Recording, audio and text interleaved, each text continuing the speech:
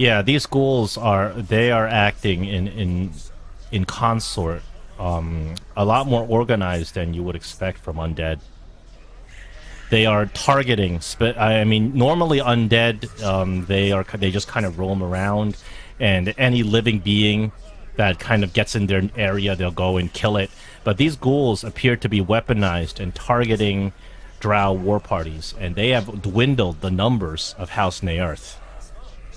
So it's a serious threat. And House Naerth, as you recall,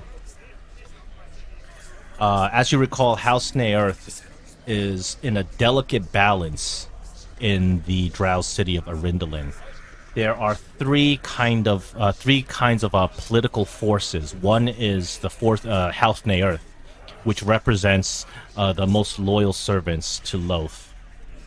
Secondly, there appears to be a cult of Veyrun. Veyrun is also a Drow god. He is sort of the god of the males. Normally, you can worship Veyrun in consort with Lolth, but this cult appears to be worshipping solely Veyrun, which is really blasphemous to Lolth.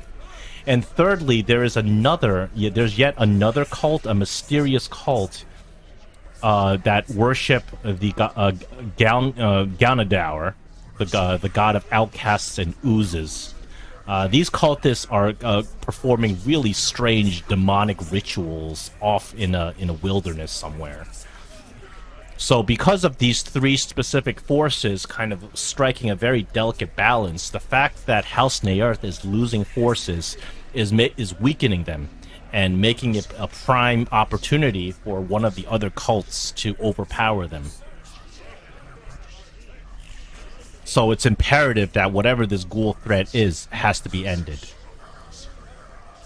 Now, so now you guys, after being commended by Jezra for being able to take down this insane surfacer paladin figure, this ghost that has been haunting the halls, you've made the halls now safe, and Jezra and her retinue are able to kind of pass along behind you, but still she insists that you go ahead because you're the expendable ones. She does ask, because when you go into the halls you get attacked again by a contingent of ghouls. She does ask that at this point she wants 3 of you to go and scout. She will take the valuable member of your party, the Drow, which is Larry. She'll keep him with her. And she requests that another one of you stay with her to add to her contingent, because she's too valuable to be killed. So she says the rest of you, the 3 of you, go ahead, scout out what's going on. If you encounter forces that you think you can't defeat, feel free to just to come back and tell her about it, and you can strategize. But your job now is not to go in there guns a-blazing, rather to scout and then kind of get a good picture. Now, you've gained her trust a lot by being able to defeat the insane ghost and make the way safe. So she trusts you to go ahead and scout.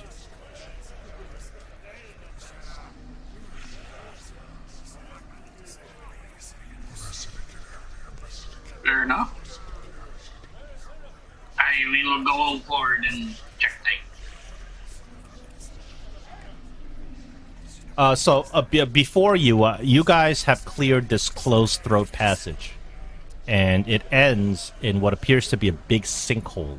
And as you examine the sinkhole, you notice that there are some caverns that open up at the bottom of the sinkhole, and from judging from the amount of ghoul footprints coming out of there, you figure this is the where the ghouls are actually originating. You look around and you've cleared out any undead so far. Obviously, a couple of ghouls ran out as you guys were down exploring, but you made quick work of them.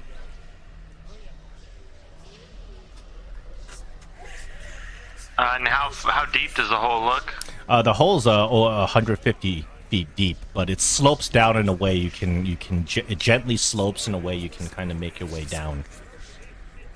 Okay, you guys want to come down?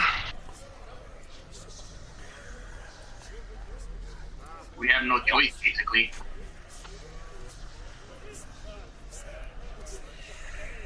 Yeah, you don't seem to have much of a choice as to what you can do. Yeah. Well, yeah. What I figured. You haven't been given much of a choice in terms of the story. You pretty much got to do. You guys are servants of the Drow House. For sure. So as you go down to this sinkhole, you notice that the sinkhole actually opens up into a cavern, or rather, it closes up into a cavern. You hear some scratching and gurgling, characteristic of the ghouls that you fought before inside this cavern. Okay. I'd be keeping an eye on some of these walls coming animated again. That wasn't a lot of fun for some people. No, those walls. You don't see anything that looks like those walls that you guys encountered previously. Of course, this looks more like a natural cavern, but clearly there's this very busy spot. You see ghoul footprints going in and out all over the place. And you actually hear some ghouls up ahead, so you know very well there's some enemies in there.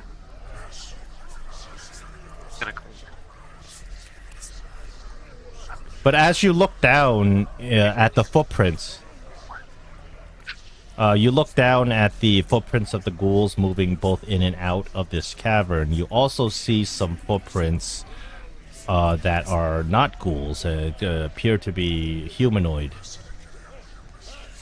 Difficult to make out because there's so many of them.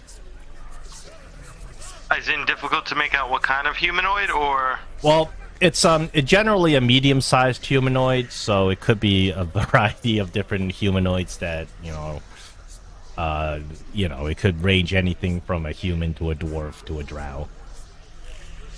Okay. And there's a lot of them. There's a countless number of them. So it's not like there's like I don't know. It's in like a metal type of boot, or like shoes, barefoot. You see, some of them are in like leather type boots. Some of them are metal. So you also see some drag marks too. Like it's as if somebody's feet, somebody were getting dragged on their feet. Okay. So this is a very busy spot. So it's hard to just isolate, like one pair of footprints. There's footprints everywhere because of the soft, muddy, wet ground. But as you notice that if you're to move forward into the cavern, it'll close up into a very small space, about only like maybe 40 or 50 feet wide. That appears to be some sort of entrance to this lair.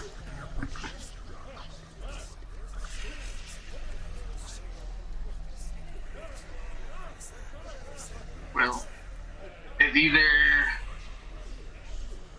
people we gotta keep an eye out for, or our previous compatriots or whatever that came here before us that got this far.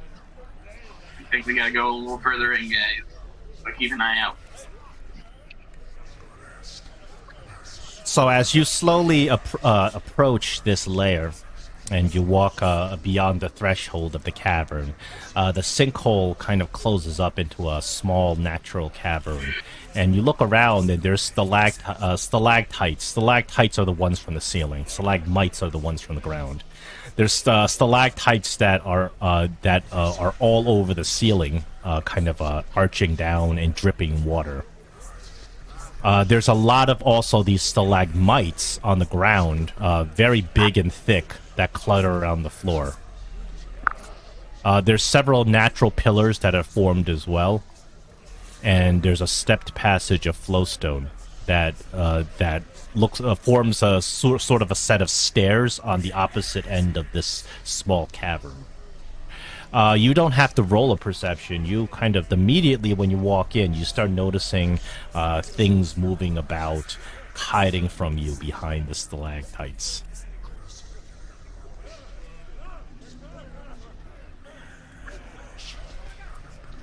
Okay. I got it. How big does it look? How big is what look? You said something's staring at us or coming out from There behind? are several things hiding from you behind these. You can see these pillars. Okay, I see the map. Can we do a nature to see what are the typical kind of critters we should be seeing in these areas? You don't need to roll a nature. I think you're kind of high enough level you'd be able to tell. Typically, natural things that live in the underdark and in these caverns are things like spiders. Sometimes you get some more dangerous critters like displacer beasts. But in this cavern over here, you're pretty sure these are ghouls. Because of the experiences you've had just making it up to this point, you're pretty confident that there's a bunch of ghouls hiding behind these pillars. And if you were to step further into the room, they'd probably pounce on you. You will not be surprised if they do pounce on you because you're ready for them.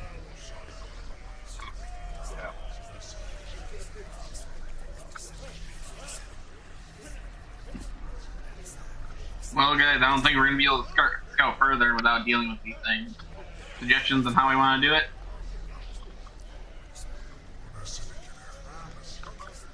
Who's good bait? I'll stand out in front if that's the case. Hey, that sounds like good bait. Yeah, are you going forward?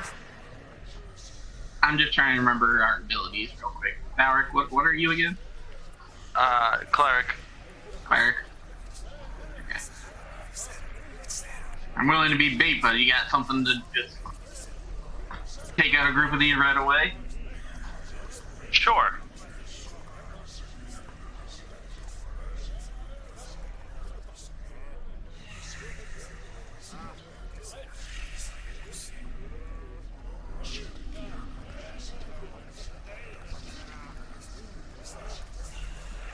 You want to move up, or well, what are you? I was gonna be like, are you gonna do something to get rid of that group? I don't see them yet, but yeah. Okay. Alright. Unless you want me to just fucking nuke the cavern. No, I don't think we're at nuke level yet. I I'll say we step up just to here and see Okay. if anything happens. At this point, we can roll an initiative. And I have you can't see them because they're. I don't have the tokens on the board just because they are purposefully just staying behind the pillars to keep out of your sight. But as you roll up,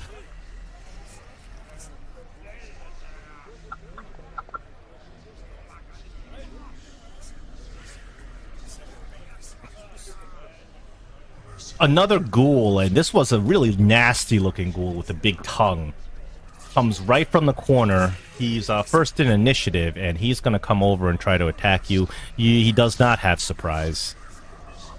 But he has this horrible stench.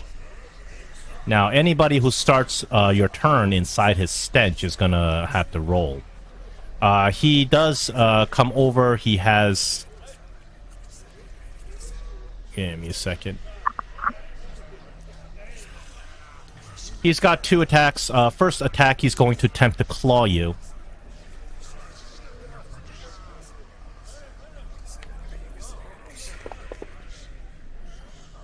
He misses. You bat away his claws, and then he tries to bite you. And he misses. The next in initiative is Daga. You know that there's ghouls. There's these ghouls behind these pillars. Only one of them has shown itself. What's the cavern height that we're in, roughly? It's about 50 feet. Okay, I'm gonna move plus 15 elevation. Okay, Flying boots. sure. I'm going to target our stinky buddy. I'm sure he stinks because he's been eating people. Yeah, you can tell because he's emanating this poisonous stench.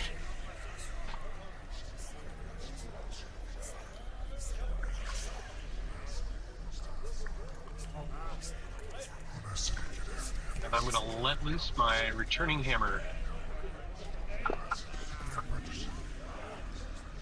You clonk him right in the head.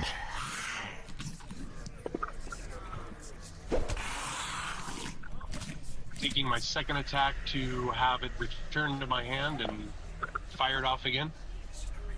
And that one chips off of a rock and calls it done.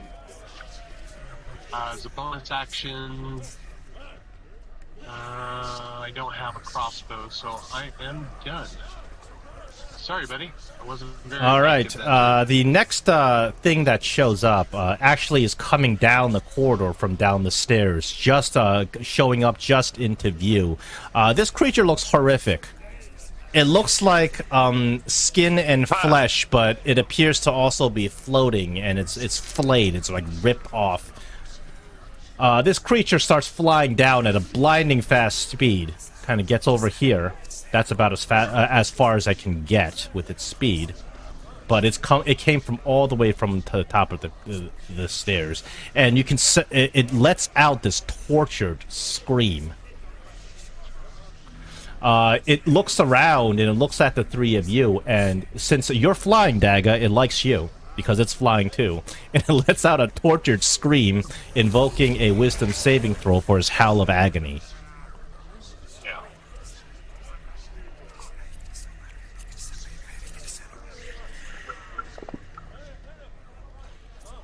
Oh, did you have advantage on wisdom?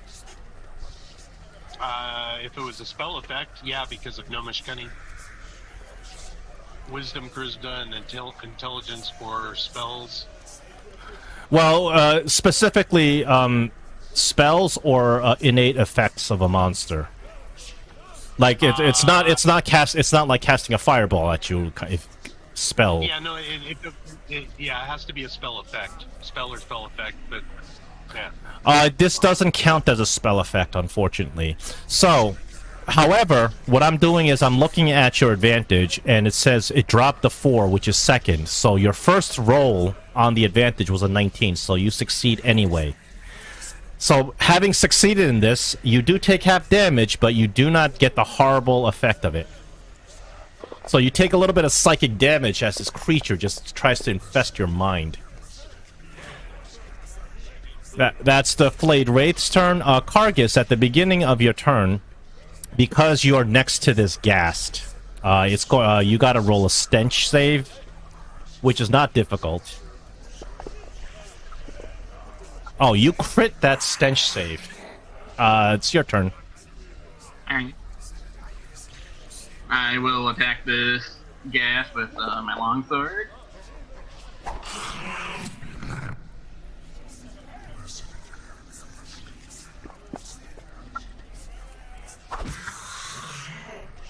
One attack.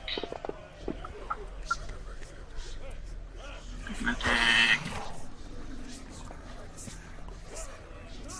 Oh, that's a critical hit on the ghast. You end that ghast with that critical hit. And then I back up to be somewhat near the other Drugar, and then John, I apologize. There's Gnomish Cunning, so it's advantage on intelligence, wisdom, and charisma saving throws against magic. Against okay. Well, when you say magic, do you mean like magic, specifically like spells, or I just meant it over from you, so that's what it says. any sort of magic? Yes. It's like it's a Fey type thing, but for a gnome. I don't remember. So it's called Gnomish Cunning, right? Correct. Okay. Let me just look it up real quick, because I just want to verify, just in case for the future. Yeah, sorry to hold you a long turn. No problem, no problem. Because I don't remember what the Gnomish Cunning thing was. Okay. Going down. Gnomish Cunning. So I'm reading it here from the player's handbook. You have advantage on intelligence, wisdom, and charisma against magic. So this is really, they need to be more specific on. You know what? I will interpret it broadly. any sort of effect that is magically driven, I'll allow it. I'll have a broad it doesn't have to be specifically a spell like Fireball. Yeah, FG engine. That's why it kicked off, because FG thought it was a spell or magic. Sorry. That ability that this creature did, I don't know if I can interpret it as magic, but it's difficult because there's a lot of monster abilities that you can, you have to really use some interpretation to see if it's quote unquote magic. If they specify spells or spell-like abilities from creatures, then that would be more clear. But there's a lot of these things that are in the gray zone. But I'll interpret it broadly if it comes up again. Kargus, that's your turn, correct? Yeah. Okay, we got the next Ghast. He runs out, gets right into your face. He actually wants to spread his stench, so he is gonna get over here so his stench will apply to all both of you. He's gonna try his claws at you first, Kargus. Misses with his claws, and then he's gonna try to bite you. Misses with his bite. We got another Ghast coming out from back here. He's gonna come from behind over here. He's gonna attack Thalric. First, he's gonna try his claws. He's gonna miss, and then he's gonna try his bite. And he's gonna... Ooh, that bite's gonna get you. But the bite's a lot better than the claws. Because the bite's just damage. The claws are the ones with extra stuff. And then, I see what you're doing. and then finally, Ghast number 3. So there's 3 Ghast. All 3 of them are spreading all of their stench. So he's gonna come and deliver his attacks against Kargus. First claws. Oh, he's gonna get you with his claws. He's gonna do some slashing damage with his claws. And then you do a Constitution saving throw, which you succeed, so there's no problem. Thalric, now you got a bit of a problem. You have 3 of these Ghasts, so you're going to be incurring 3 Constitution saving throws. Oh, wow. Actually, that's not true. All you had to do is succeed in one of them. Okay. Because you get immune after you succeed in one of them. Okay, you succeeded. So you guys are now, both of you are now immune for 24 hours against the stench. Okay. You're good. Now it's your turn. Smells like your brother. Okay. So I am going to target all 3 Ghasts and use my cantrip Word of Radiance. I can basically target them if they're within 5 feet of me, which they are. And I will cast that. Okay. Is that a... It is a cantrip that is a save. Okay. Go ahead and roll them. You might have some difficulty targeting because Dagga's token is between them. Yeah, target... yeah. I'm gonna temporarily move your token so you can target. There you go. Well, remember, I'm plus 15 feet in the air. Yeah. But Fantasy Grounds doesn't know that. There's no way you can... Oh, yeah, It's hard to explain that to Fantasy Grounds. Yeah. Okay, we got 2 failures and a success.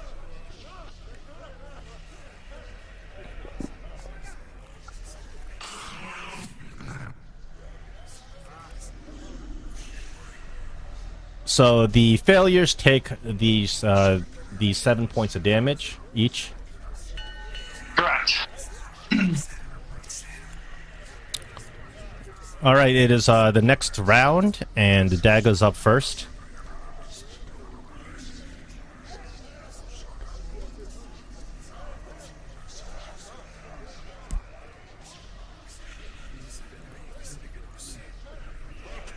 Oh, I can't hear you. I saw your thing lit up because you were talking, but I couldn't hear what you were saying. No, it's not. Remember, Oh. I have my AC, so Oh, okay. it's gonna miss the keys. That's why I'm trying to mute as much as possible. All right, Oh, there's another screamer coming down the path. I didn't see that one.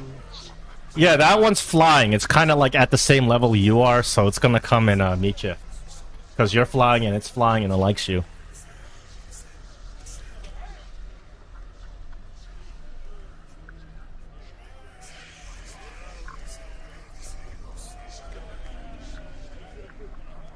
Oh, I like him too.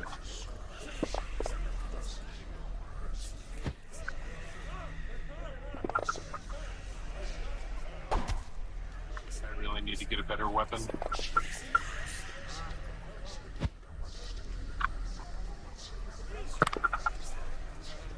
Hey, max damage. Still no bonus action for good old Daga, so...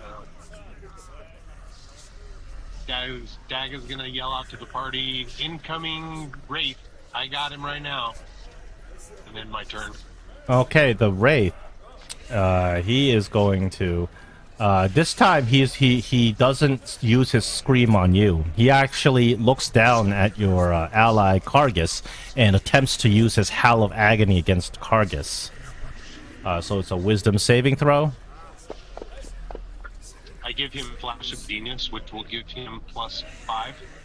Oh. I already passed it before you even did that. Yeah, you have to...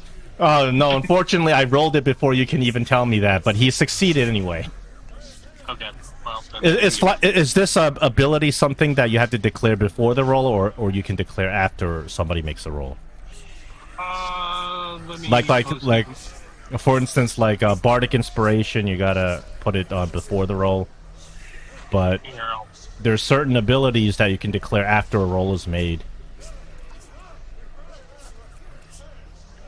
That's alright. Use my to add it. You can use number 5. Yeah, it's not real clear on when I can use it. That's okay. So he's gonna come over to you, and he's got 2 claw attacks against you. Okay. That attack is a miss. And that attack is also a miss. Kargus, you're up. So, hang on, he just screamed at me. Do Yeah. I take damage or anything like that? Even though I saved? Yes, you saved. You're supposed to... Did I not roll the damage? I don't think you did. You know what? Take some inspiration for playing fair. You take half of this damage. I'm just going to roll into the board and then subtract it. Because you're no longer its target. That I'll give you 5 points of damage for that. Not too bad. So now it's your turn. I'll yell at Daga, you better take care of that annoying howler monkey, and then I will go forth and start attacking these creatures that are right next to me that seem to be my immediate threat currently. So, we'll go against number 3. This is my first attack. Second attack. Another hit. Heavy.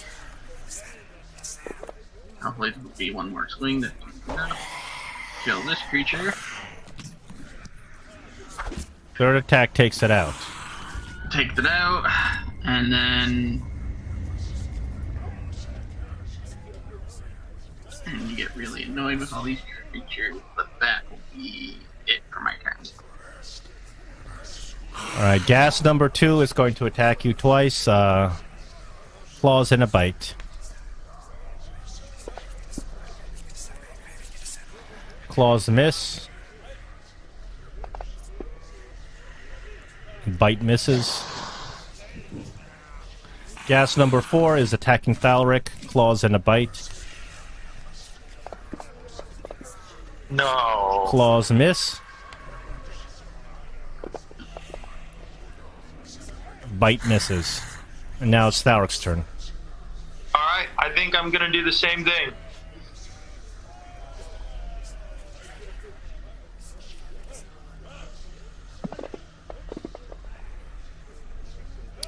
It appears they both fail, so they both take your damage. Man, I'm running low. Low dice. Yeah, that's not a good roll. Not at all. But hey, that's 6 to both, though, so... Daga, you're up again. The flayed wraith is sitting there trying to claw at you, both of you floating up in the air.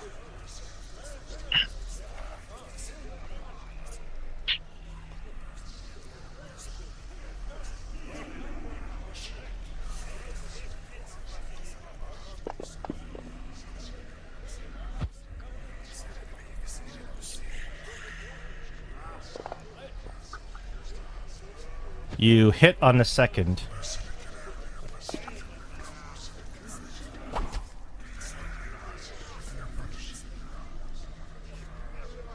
Yeah, that's it for my turn. Your damage is a D4 with a hammer? I thought the hammers. I thought hammers were D6. It's a light hammer. Oh, light hammer. Why I said I need a better weapon. Probably, but you know, depends on if you want to be using weapons or spells. The flayed wraith is going to once again try to scream at Kargus.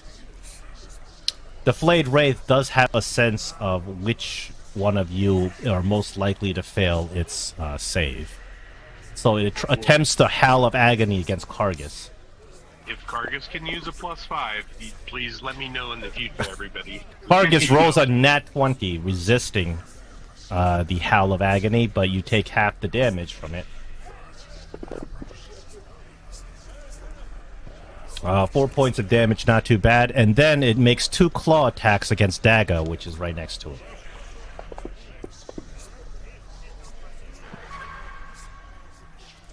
Your armor class must be really high. 24. Okay. Kargus, you're up.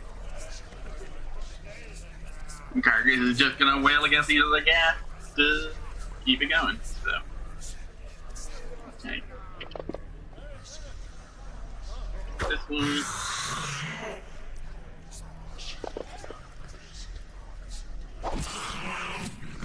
That's one attack. Longsword, swinging blade.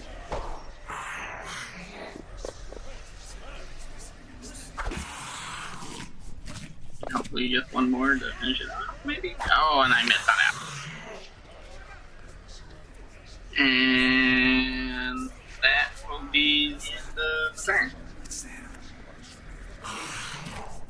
Creatures are too weak to really do anything. The guest comes over and tries to attack you. Misses. And misses again. Gas number 4 is attacking Thalric.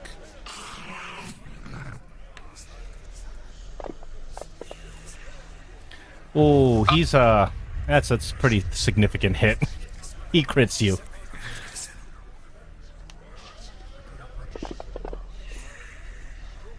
That's a lot of damage, and you gotta roll that Constitution. You do succeed on the Constitution saving throw. It follows up with a bite, which is a miss. Now it's Tharic's turn. You took quite a wallop as its claws just cut into your neck. Alright, I'm just gonna hit this guy.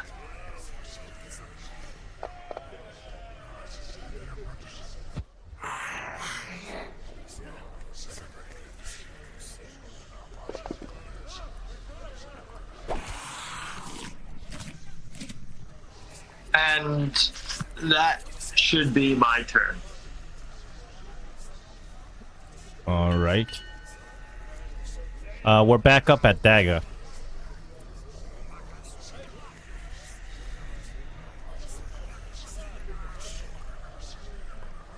Okay, Kargus, I think I'll throw a haste on you. See if we can help out that way, since my damage up here is shit anyways.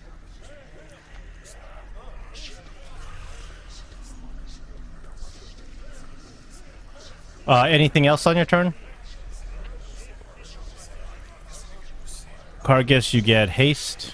Do you have a haste effect you can put on? It'll help. Yeah, I'm putting it on. Yeah. Because it'll bump up his AC and everything.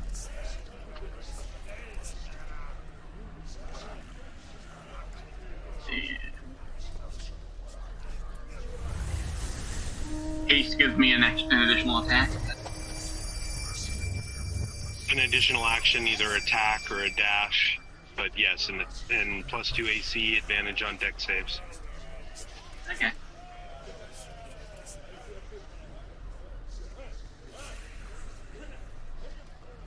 The Flayed Wraith is going to do this the same pattern. He recognizes that Kargis is most likely out of the three of you to fail his save, and he uses his Howl of Agony against Kargis. Kargis succeeds on the save, so he uses his claws against Dagger. Miss.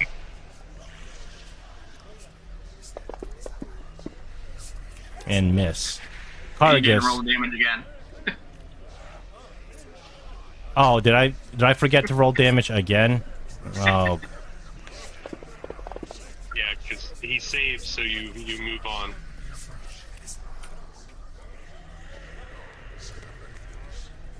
Alright, now it's Kargis' turn. I just want to confirm, so with an additional action, if I take the attack action, which is 3 attacks, Technically, I get you get a 4th attack. Technically, you're only supposed to use that extra action as an attack. But I think you can. I think you're allowed to use it as a dash or an attack. Yeah, well, Yeah. Okay. Alright, So if you normally have 3 attacks, that'll give you a 4th attack. Okay. We It's not will... like the fighter ability and gives you an additional attack action sequence. Okay. Now, it's one creature, so that's 1 attack.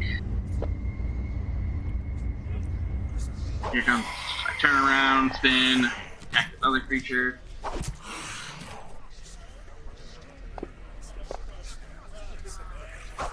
I say you smell like Target's mother.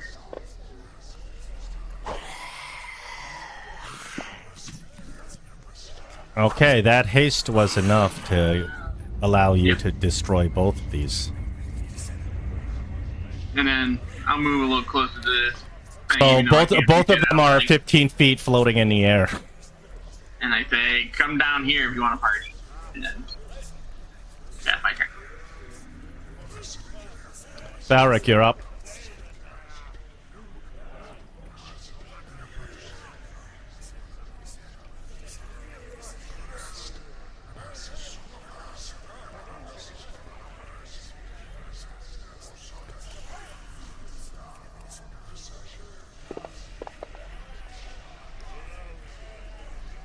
Whatever you cast at him, he failed. You're muted. Looks like you cast Sacred Flame at him and he failed and he took the damage. That my wife walked in. Okay. But yeah, Sacred Flame. Just threw a bowl of radiant energy at him, so. And yeah, that's it. Okay, that's it. And Dagger, you're up again. How large is the Wraith? The Wraith is medium in size.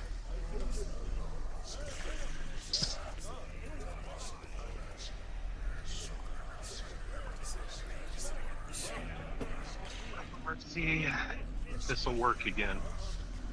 I move to grapple.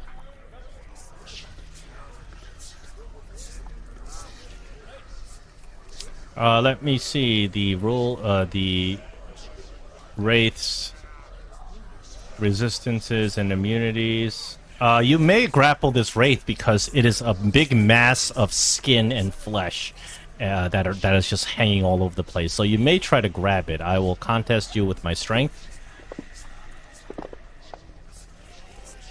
The Wraith overpowers you as you try to grab it.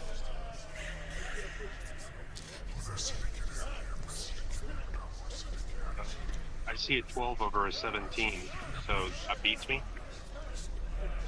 Oh, you have a +9 to your strength?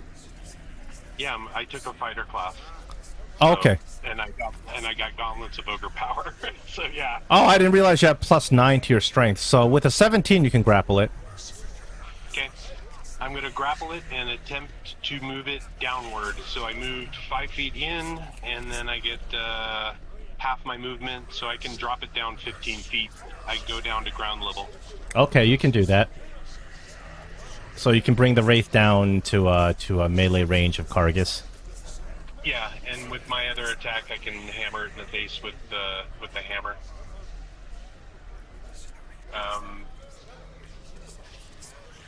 That's melee on him.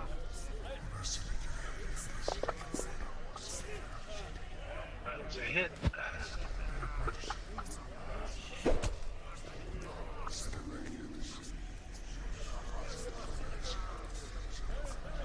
It is the Wraith's turn. Being grappled, it's going to use its Howl of Agony first, but now that you have it grappled, it's going to go against you.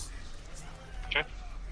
Even though you have a much more difficult save. I will give myself Flash of Genius using my reaction. Okay, hold on. I will put... I rolled against myself. I'm sorry. I will put a +5 to this roll, actually, against you. So you have advantage and a +5, so you're not looking too bad in terms of making this save. Oh my goodness. That is some luck. Because of the effects of Howl of Agony, first you take 3d6 psychic damage. You become incapacitated with pain, therefore the grapple has to end. Absolutely. And haste drops. Because I'm sure I lose my concentration. Yeah, you're incapacitated. So now that you're incapacitated, now the Flayed Wraith is going to take advantage of that. He's gonna direct both of his attacks against your incapacitated self. He should have had advantage technically, so I'll roll that one just a second time.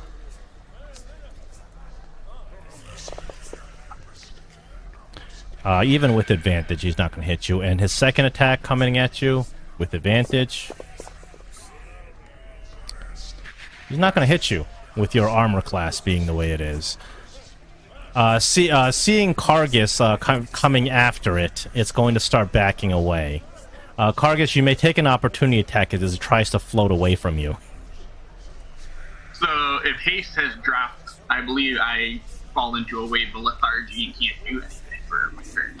Oh, that's right. You know what? Do you have? You may take another inspiration for the for the. Oh, you already followed. Then I'm sorry. Yeah. I got nothing for you.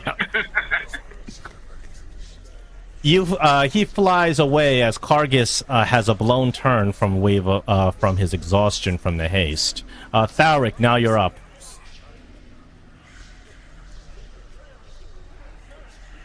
All right. Well, it's 40 feet away from me. Okay. So yeah. By the way, the incapacitation ends at the end of your turn. So you get a blown turn from that, you too. That apply to me? No, you're not in. I'm talking about Daga. Okay.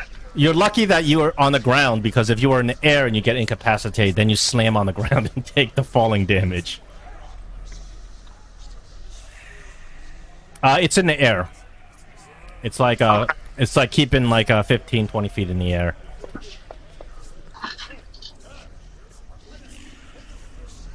Well, it was a success. Yep. So I don't think I can do anything else. I don't think I have any bonus action spells. I don't think there are any, short of. Well, there's it's like spiritual weapon is one. That's the only one I can think of, because if you do a cantrip and spiritual weapon. And I can still attack on that, can I? Yeah, you with a spiritual weapon you can attack on the turn that it's cast. Yes. All right, I'm gonna cast spiritual weapon, and I will attack with that. I think it's right here. Yep. You do hit it.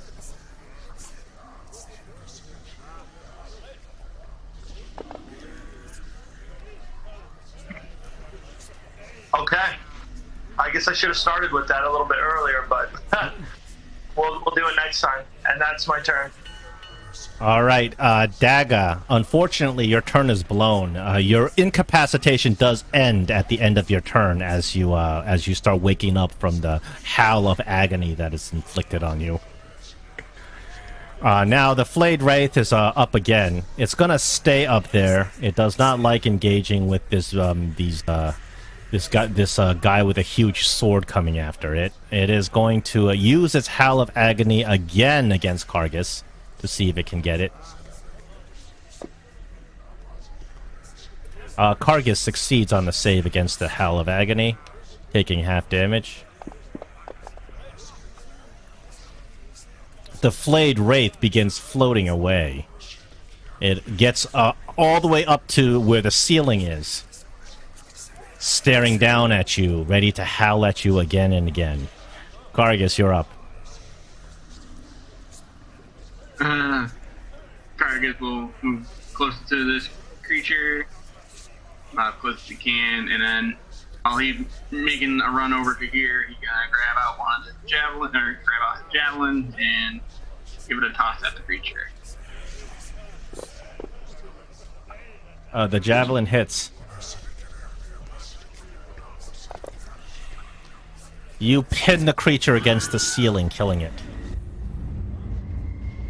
Oh, I don't want that. I need the javelin to fall back down. Oh yeah. Like after a minute, the ceiling crumbles and then your javelin falls back into your hand. There you go. So I can collect it, yeah. And then, once that's done, we'll just bonus action. So, as you guys are just gathering yourselves after killing those creatures, you look directly ahead of you and you look at the stairs. It appears that there was a trap at the stairs. You can see where the location is. It appears that somebody else has activated the floor trap, and it's the floor kind of levers off, and the trap has already been active. So, luckily, you're not going to be having to detect the trap, because somebody seems to have come through here earlier and activated the trap. However, if I'm not mistaken, that could mean there's more traps down this way. Well, yeah, they could be playing 3D chess, and even though it's a trap, they make you think that the trap's already active, so you let your guard down, and there's another trap. Mm-hmm. I can't promise that that's not the case.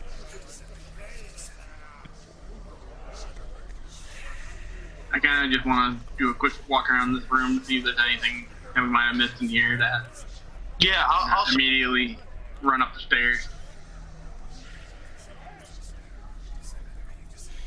As you walk around, you take a close look at the room. Most of it is natural cavern with a lot of stalagmites hanging around, but you see a lot of blood, guts, and detritus from the ghouls that have been in here. Obviously, the stench is horrific. It's a lot of undead stench, a lot of blood and guts spilled around the floor. But other than that, it's just a natural cavern.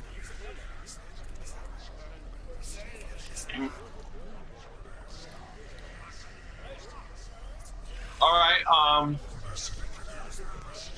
well, in case there are traps moving forward, does anyone have any suggestions on how to proceed? I have investigation and thieves pick tools, so I have some there you go. ability. Alright. You're on point to look for traps. And good old guidance, too. Alright. Yeah. So, if that's the case, are you okay with going forward?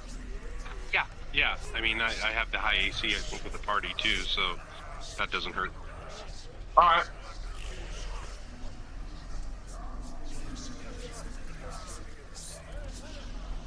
Alright, well... lead the way, then. Yeah, I got your back.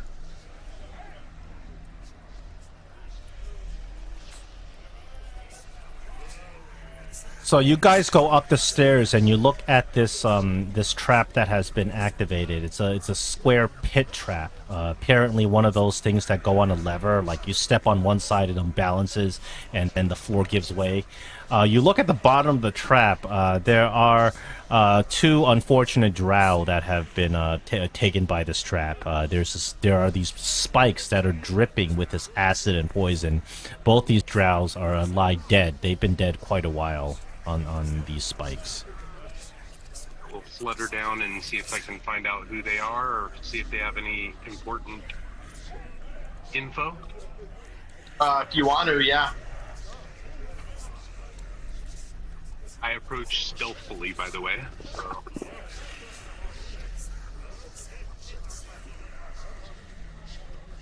You make your way down, obviously carefully not to get yourself inside these spikes, and you kind of examine these two drow. Once again, you look at them, and they are certainly drow from Arindalin, House Naerth drow. Another patrol that has gone missing several weeks ago. What weapons do they have in their hand? Because I've got shit for weapons. Hold on, let me pull it up. I've got a +1 longsword. I've got +1 studded leather armor. And I got a scimitar. I'll take the longsword. No Okay. hand crossbow. Not on these two. Okay. Alright, I will put the longsword into your inventory. Do they have any money?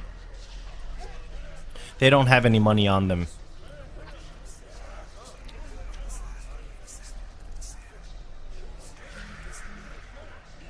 There you go. I put the sword in your inventory. It should be identified. Good. Thank you.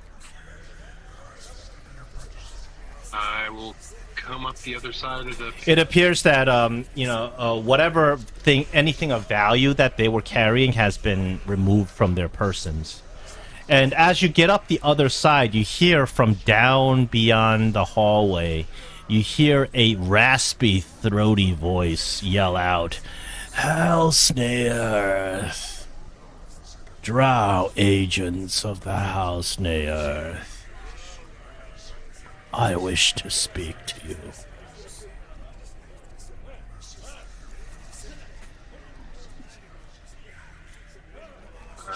Truce. Truce.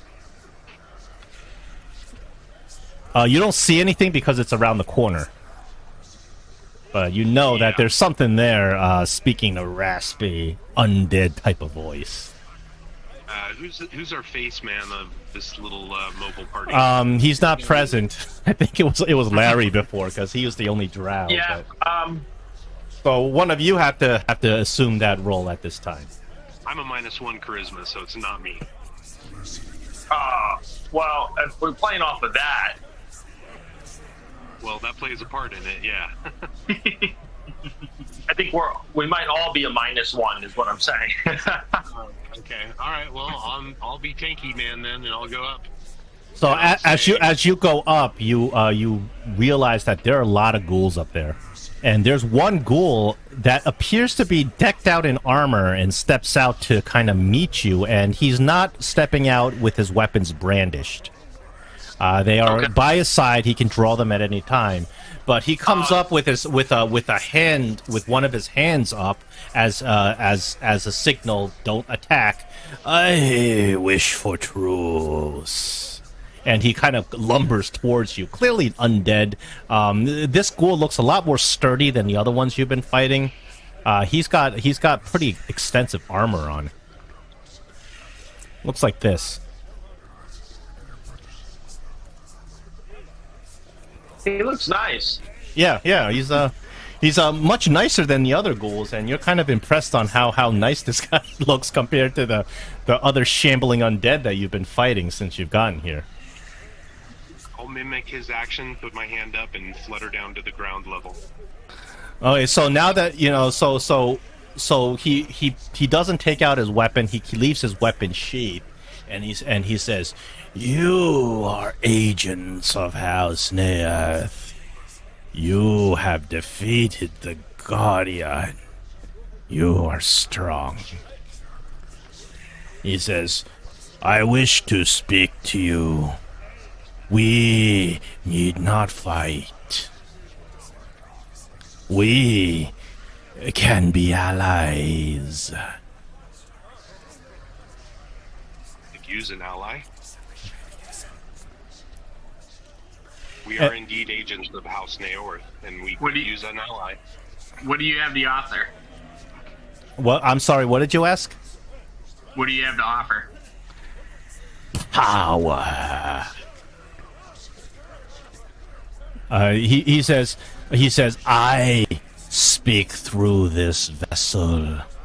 I am within. It is we who control these ghouls. It is we who have the power." John, you're breaking out or breaking up. Again? All right. Yeah, I heard- big time. Hey, and then nothing. The power. Yeah. Click. Every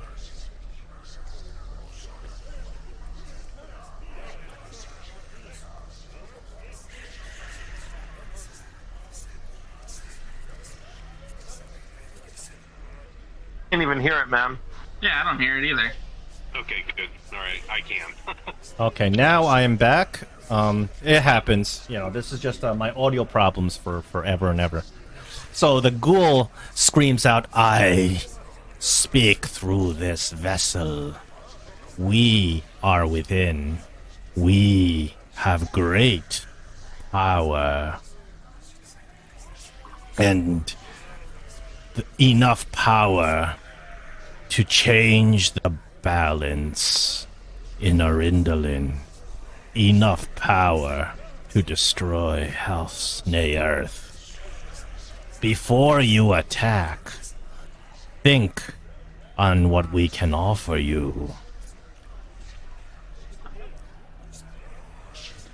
Well, what can you offer us? As you mentioned, we are only agents of House Naerth. We aren't. Yes, not only agents, but not even drow and males. You will never have any positioning. You will never have any true power serving the drow. But with us as allies, you can be truly powerful. Says, "Will you think on this? I see." Oh, sorry. "I see that you are very strong. You have defeated the Guardian. And perhaps you can defeat us and destroy us as well. But do so, and the power is lost." Do you seek open confrontation, or do you seek destruction through manipulation?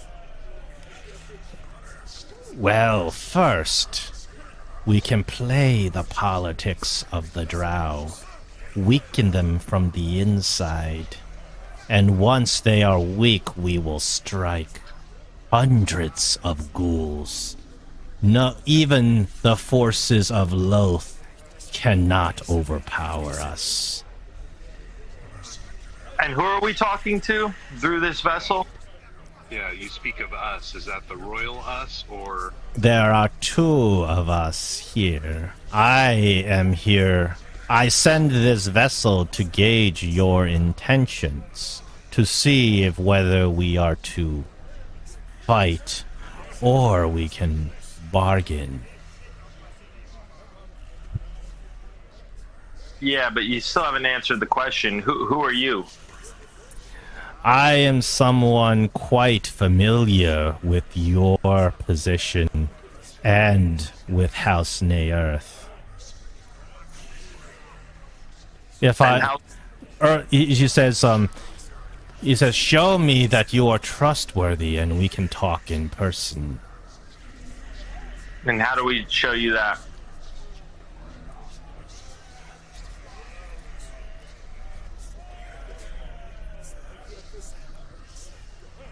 Oh, I'm sorry. Am I breaking up again? I didn't hear anything. Oh, you didn't hear. I probably had audio issues again. Yeah, how do we prove that we're trustworthy? Hold on, let me re-enter Discord again.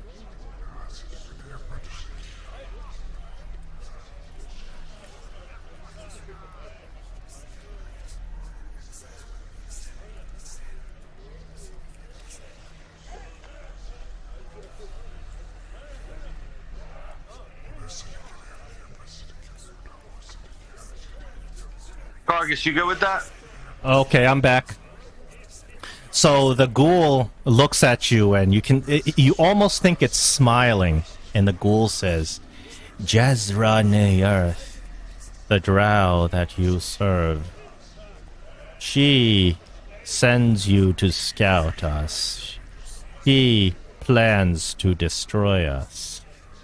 If you can convince her that our power can be hers, and we can join forces and we shall serve her, then we may all talk in person." So you want her to be in on this? Not in on it. He wants you to talk to her and convince her not to come and destroy them, because she is dead set on coming in and killing everybody. And destroying this undead threat. Yeah, but if we killed her, wouldn't that prevent... Oh no, he's not asking you to kill her. That's what I'm saying. He wants her to be brought in on the same side.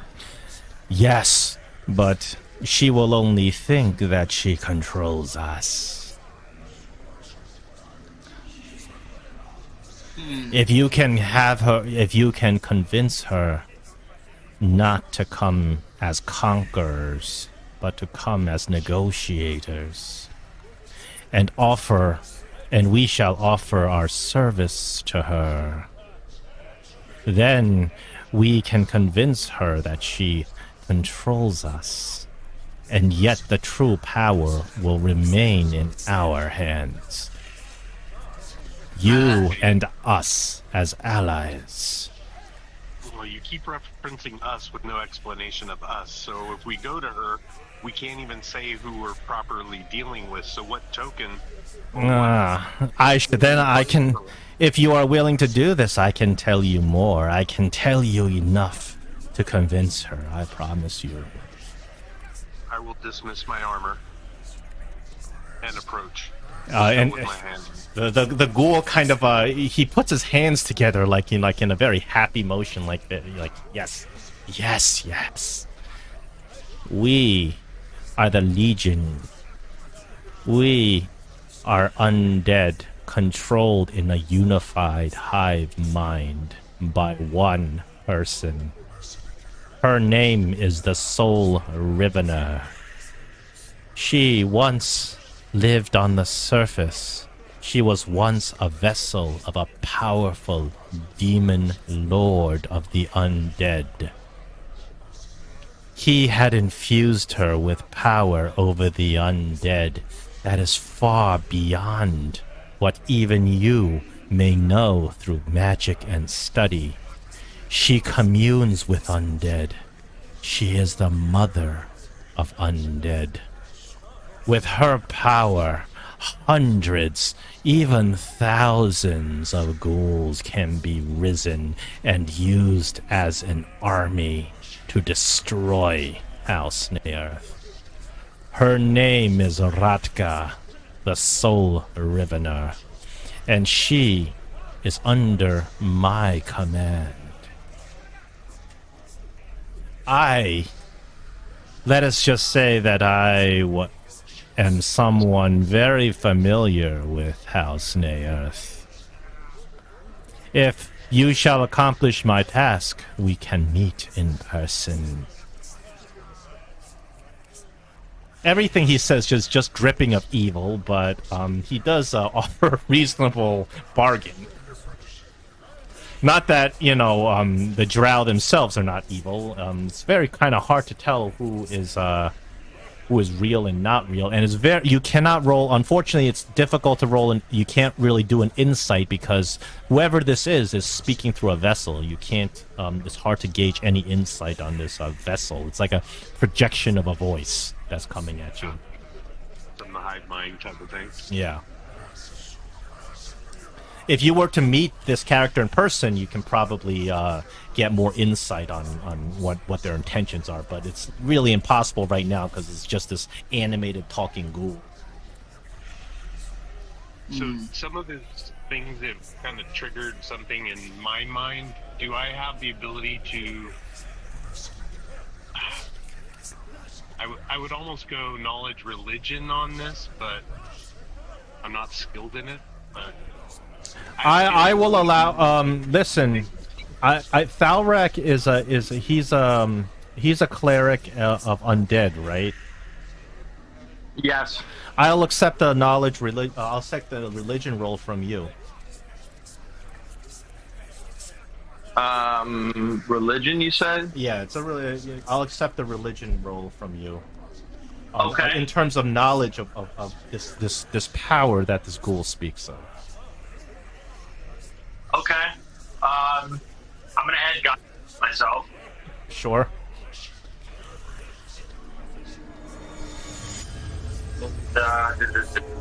In the tower or the open? Generally, this kind of roll is tower. Because I might be lying to you when I tell you what you know about it. You didn't roll your guidance. It should have went through. Maybe because it's in the tower, it didn't. No, you should go through the tower as well. Yeah, give me that guidance. You think you're gonna need that guidance. Give me that guidance. Just give me a D4. Just give me a D4. Let me give you Flash of Genius also. No, never mind. What does Flash of Genius do? That's another plus 5. Okay, so you're doing a Flash of Genius, which is gonna go plus 5 even to that guidance, correct? Correct. Okay. So, Thalrak, you kind of start thinking about what you understand about the divine nature of evil gods and gods of the dead, and you are aware of powers that specific demon lords, and some of the most powerful demon lords like Orcus. They do have powers that are similar to what this ghoul speaks of, whereas normally when you create undead, you do so by using magic to animate the undead, or by using some god's power to bring necromancy to the undead. However, some of the more powerful demon lords have this ability directly to commune with the undead, as if the undead all kind of mesh together in a single network, like a hive mind. These are usually the most powerful gods, like Bane, and powerful demon lords like Orcus that do so. It wouldn't be some regular hedge, regular necromancer. Even level 20 necromancer can't do it. So it bypasses even the most powerful magic to directly become part of a single kind of a mind or single consciousness. So yes, it does exist, what this ghoul speaks of, but it'd be extremely powerful if it is indeed what this ghoul speaks of. Okay. So I'm gonna, I guess, essentially repeat. Well, no, I'm just gonna say, all right. We'll talk to her. Let me talk to my party before we do this. And how do we go about meeting you? He says, "Come back here when you have spoken to her, and we will meet in person if you can convince her not to attack us." And we're gonna have safe passage on the return, correct? No ghouls will harm you while you are speaking to her. And what about raids like the one we just fought? None. No undead forces of mine. Okay. And are you aware of any other forces that are not under your control? There is another guardian to these caverns, but I sensed inside of you the potential for an ally, and I have also told this guardian to hold his hand. Okay. All right. Well, you should be hearing from us shortly then. Very well. I will be here waiting. And the ghoul kind of slinks away. And with that, when we're out of earshot, I'll basically tell Daga and Kargas, this guy should be the real deal. If what we're seeing before us is the truth, this hive mind, this guy is pretty powerful. Or he's getting. I was getting Asmodeus Orcus vibes, so. Yeah, or Bane, Orcus, something along that nature. This is pretty. I'd say we'd be better off aligning with them, but it's your call. So, because the other two party members are not here tonight, they do not participate in this decision-making process. They're just going to have to go along with whatever the hell you decide. Yep. I was just going to say, how's Larry going to handle that? That's fine. Larry should have been here if that was the case. So Larry, obviously, if he comes back and he says, I want to side with the Drow, then maybe we have some PvP. I don't know. Yeah, true. But remember, this ghoul is not telling you to go out and go back and outright attack and kill Jezra. As a matter of fact, that would probably be a very difficult battle if you were to try to fight her. He's telling you to convince her and get her power hungry and convince her that these undead are going to serve her. Well, if we were able to kill her, would there be anything, I guess, worth doing that? Like, you know what I mean? If you kill Jezra, the problem is you're not going to be going back to Arindalin. How are you going to go back there? What are you going to say to the rest of the Drow? Yeah, that's what I'm thinking. Because at that point, they'd probably be pissed that she died. And she's third sister, right? She is second sister.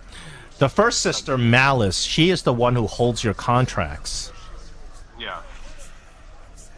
So she wouldn't mind fucking over her other sister to get more power within the house. That is characteristic of the Drow. That's actually encouraged among the Drow to get more powerful and. I think we can convince her. I think so too. Right now, we're supposed to be scouting, and we have something to report back. Yep. So basically, we go back. We explained that an emissary met us. They asked for a truce. They wanted to speak to, obviously, our captain on this adventure, Jezra, or whatever she would be called, I guess, the equivalent. And that they want to do business with her. They want to work for her. Okay. Well, when you first get back, she's kind of looking at you eagerly to see what you found. And when you start explaining that there's an emissary that wants to do business with her, her eyes narrow in suspicion.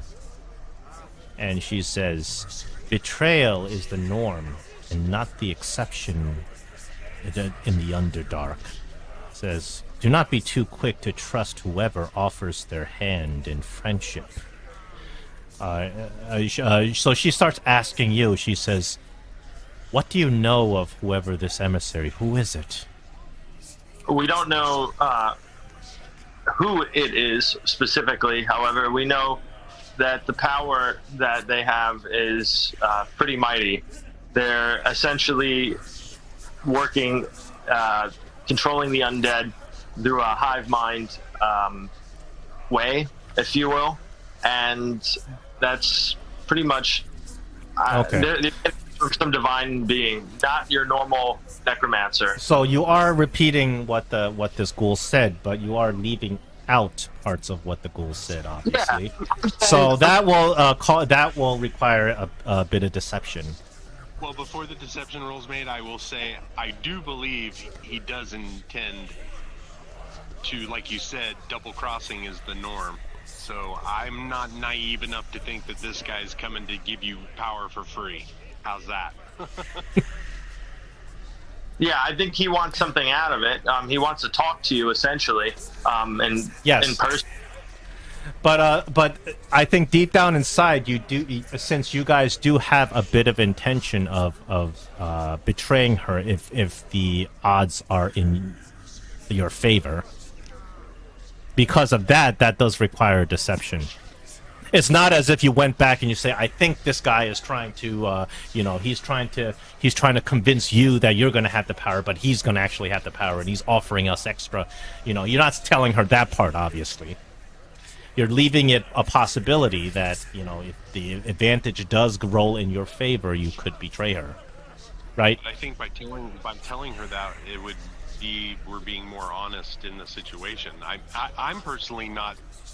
I think she would think we're stupid fools if we didn't tell her that, and she would lack trust in us if we didn't tell her that.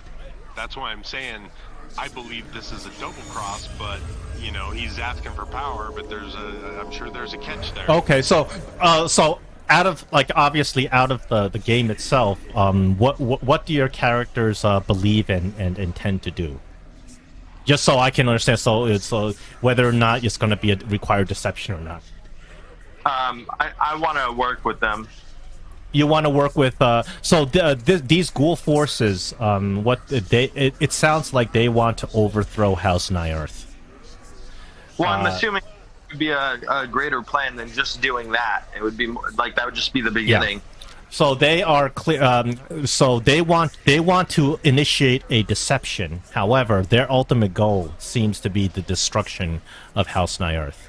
So if you choose to kind of go with them, ultimately you're moving towards attacking and destroying House Naerth. So in terms of that, where are you kind of leaning as a character?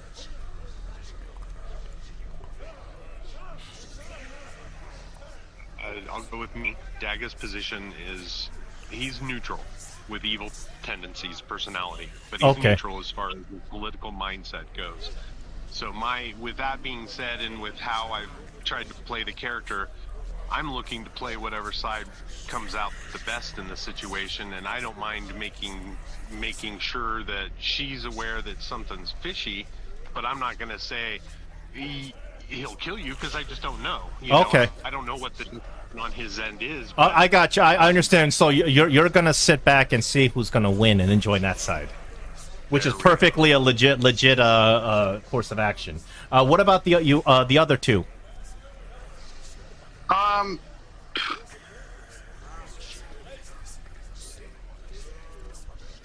Argus, you go first. I would say Kargus is hearing this offer. He kind of mentioned that we are quite powerful. It seems like they're kind of scared of us, so I'm not so sure about if this power is so grand and wise. But I will tell Jezra that there's always, betrayal is always the norm, and if they have a power that can help her, I won't be inclined to help see if I can achieve getting my own, getting that special armor of some sort. He can double cross the double crosser. Yep, double cross the double crosser. Okay, and you, Thalric, what are you thinking in this? I'm thinking, you know what? What's the worst that happens? I'm thinking, I'm. Well, a lot of bad things can happen from both sides. I know. My character, like on the inside, would think that being aligned with the other faction, the undead, would be a better choice, personally. Okay. And a necromancer yourself. Yeah, but what I would say, I mean, I wouldn't say anything different than what Daga. So let me put it this way: the ghoul has told you that he wants to join. He wants you as allies for the purpose of for destroying House Naerth. Are you going to tell Jezra that part? No. Okay, so we do need a deception. It's not as bad of a deception as I had in mind previously, but we do need a deception for leaving that part out.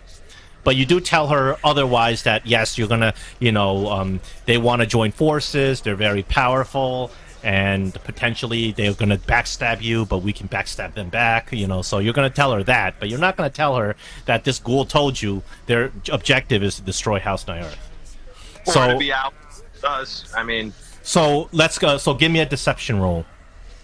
Am I doing this? Who's the front man talking to her right now?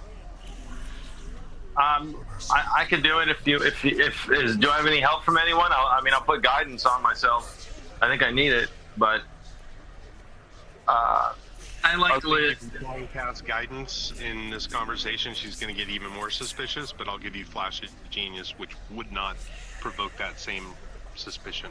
Is she gonna see guidance on me? Like, is that a thing we play by?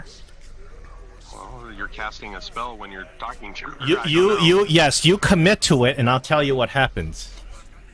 If you want to cast guidance, just commit. Say I'm casting guidance and I'm doing it, and I'll tell you what the result is. Okay. Well, I didn't know that. But guidance is a spell that requires a verbal component. Second Sister Jezra, being a high-ranking Drow, she's a Drow priestess, would absolutely know what guidance looks like. Okay, I'll take the Flash of Genius, and can I use an inspiration on this roll? Yes, an inspiration she can't see.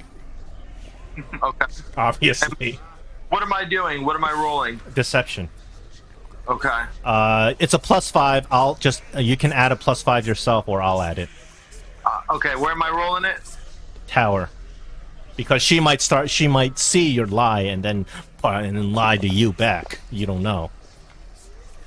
So she looks at you and she says, "The prospect of what you say, this power that you describe, sounds very interesting, and I would like to hear out what this other party has to say before I rashly decide to send all my forces and destroy them." She says, "Very well. Go and meet with this other party. You have my authority. She has you have my authority to bargain with them, or to destroy them, should the need arise." Do we have any sort of a token to prove that? I mean, ma'am, I respect you what you're saying 100%. You are my war master and everything, but this guy may not necessarily believe us. Yeah, he kind of wanted to see you out there. She says, "I can." She says, "Very well," and she kind of looks over at one of her acolytes, and he begins casting extremely high-level spells. First, he takes out a bucket of water. He splashes the water on the ground, and then he swings his hand over. The water freezes and turns to ice. And then he begins a high-level magical spell, enchanting the ice. And out of the ice grows like a female body.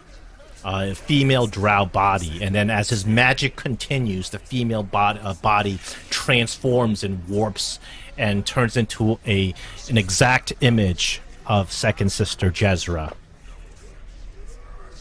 Oh, are you rolling to see what spell it is? Yeah, I believe it's Simulacrum. Yeah, he casts his Simulacrum, creating an exact duplicate of Second Sister Jezra. She says, "I will go with you then." And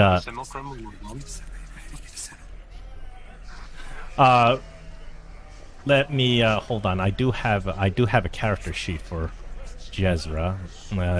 It's stored away somewhere. I'll pull it out.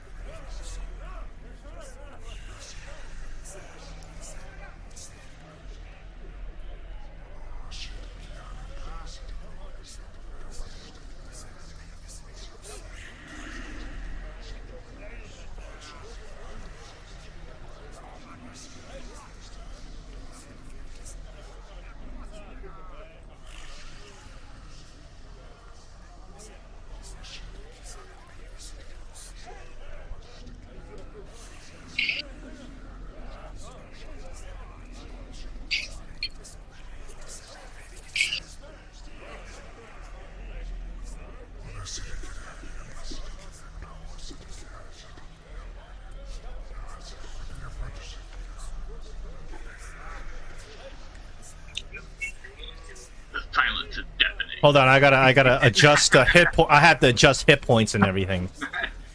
Does anyone think this is obviously out of character? Okay. Does anyone think Zone of Truth could be helpful? Absolutely. The only thing is, if they step into the circle, it's a 15-foot radius. They have to do a save, but the thing is, they know that they're in a zone of truth. Essentially, that's the only downside. They don't know who casts it. They can just not say anything, walk out of it. You know, usually you do a zone of truth if they have no choice and you're forcing them into it, like you're interrogating them. They could just not answer too, though. You know what I mean? Tech thoughts might be as beneficial and a little more stealthy. Yeah. So, Daga, because you rolled the Arcana on a simulacrum, you do know now what spell this is and the capabilities of the simulacrum. The simulacrum will act exactly how Jezra would act. However, there's no way for the simulacrum to telepathically communicate with Jezra or anything like that. So if it is destroyed, then whatever information that it remembers, it's not, they can't like just telepathically communicate information. So therefore, the real Jezra does not know what the simulacrum is doing, even though the simulacrum will act exactly like she would. So just to kind of keep in mind what you got going on here. That's good to know.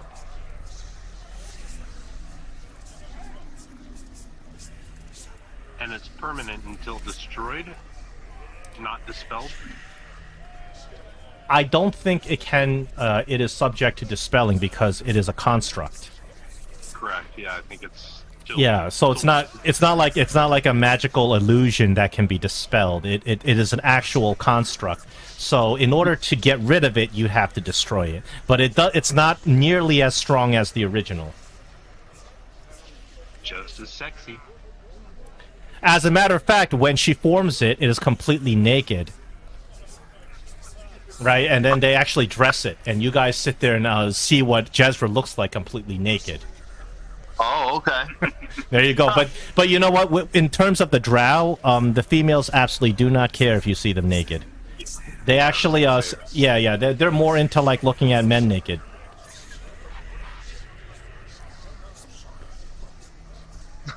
She spawns there, and then we just start undressing. She's like, "Wait, what the fuck are you guys doing?"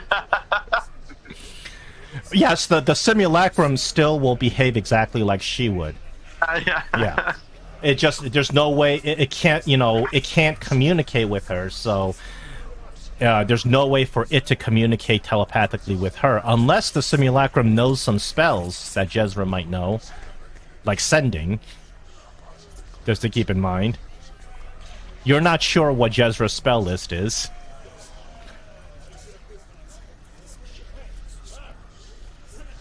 Alright, so she creates the simulacrum, dresses the simulacrum up in clothes that look just like her clothes, just from her stores, and sends the four of you back into the caverns.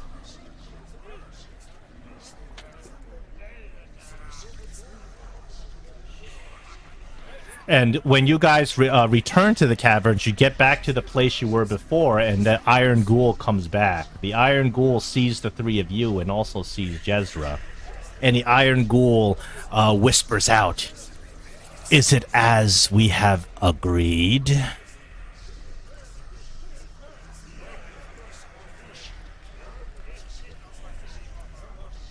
Well, yeah, you go. I'll go. It is agreed that we have brought her to have a conversation with you. Also, the Iron Ghoul says, "Excellent. Please follow me. No ghouls shall harm you in here." how many beings it be? All right, we follow. So you follow. The ghoul leads you over here, and the minute you walk and you turn the corner, you see a whole bunch of other ghouls.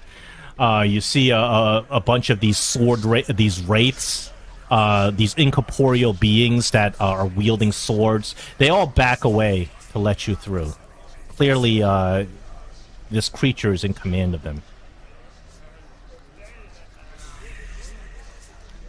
So the first cavern they take you through is a multi-level kind of cavern with a flowstone rises from the bottom of the room all the way to the top. So you guys climb quite a ways to get to see these ghouls.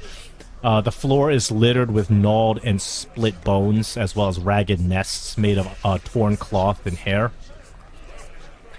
The ghouls' lair in this room, right now, since you guys, you're just being let through, and the ghouls are being told to kind of not attack you.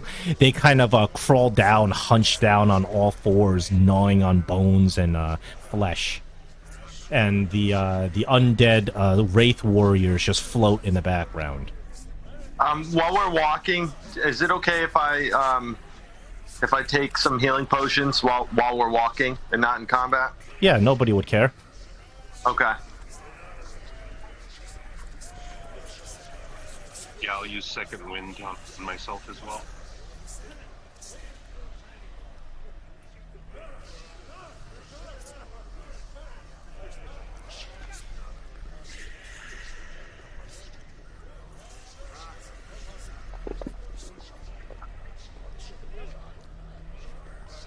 Well, I will stick near Jezra just to pretend to take Desert Guard. For the most part, you'll be follow behind. So, you guys get into this sort of a fork in the road. There's a couple of directions. To the north, it kind of leads off into a winding corridor. To the south, it leads off into what appears to be like a garbage pit. There's piles of humanoid corpses as you walk by. They are just piled up to the ceiling. There's so many, and the stench is awful. And there's a smell of decay that hangs heavy in the air. Mushrooms and other fungus and rampant carrion. But the Iron Ghoul just walks by these and continues to lead you down the corridor.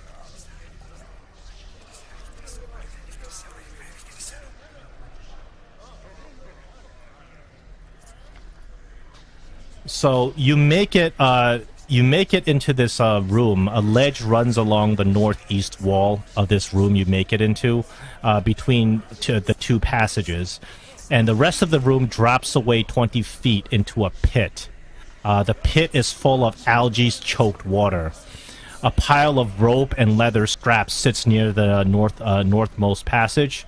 And currently you look in the pit, and there are a bunch of tied-up humanoids. You look at them, some of them are drow, like 2 of them are drow. Others appear to be surfacers and Durgar. And they are tied up and resting inside the pit. Would I have recognized the Dwargar as from our clan or no? I think you do recognize somebody from your clan. That would make sense. Hold on, let me show you the tokens. Yes, you see these Dwargar actually were kind of ripped from your clan. They are too badly injured and beat up to recognize any of you. These 2 drow are clearly House Naerth drow. One of them is very weak and turns over, and he sees Jezra and he says, "Second sister, help me." And these 3 surfacer humans, they're just filth anyway. Nobody cares about them. Pretty much. The Iron Ghoul stops for a moment and he says, "Worry not. These prisoners, they are being prepared for transformation. You see, as mortals, they may be strong, but as ghouls, they will be eternal." Says, "Worry not, your drow and your Durgar, they will not be wasted. They will be put to great use." And the Iron Ghoul continues, and right next to him there are these weird-looking, horrible-looking wraiths wearing crowns, and they appear to be patrolling the area, like protecting it. I think we have a straggler somewhere. We're missing somebody. Oh, probably. Yeah, Dagger. Yeah. I'll put you there. There we go.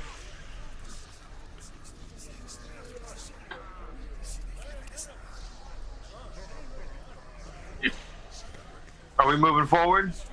Yes. I was gonna say, are they as formidable as the ones that we fought before? Because we have defeated them. They look different than the ones you fought before, so you're not sure what their risk or how powerful they are. But No, they're I'm more asking about the ones that they're planning to transform. Are they transforming them into Yes. Yeah. They're He's like, more yeah. powerful. ghouls that we fought before? Oh, so the Iron right. Ghoul says, you see, the power of the vessel that you create equals the power of its original mortal form. When we take trash like surfacer human slaves and turn them into ghouls, they are the shambling undead that you see before you. But when we use divine drow flesh to make ghouls, they become something truly magnificent. Is that how you plan to share your power with us? Oh, this is just the beginning. And he finally leads you into another cavern to the north. So as you enter this cavern, stalactites kind of drip from the ceiling in the room. They're massive stalagmites that are kind of hiding areas that things can hide. And as you get into the room, kind of Jezra as a simulacrum actually doesn't speak very much, and she just kind of takes a position behind you. She was instructed to more observe than to speak. So she will just stand there behind you. She knows that she's a simulacrum, obviously. And from behind one of the pillars in the back, a figure shows up. The figure is in a black cloak, but as he approaches, he takes his cloak off. Hold on.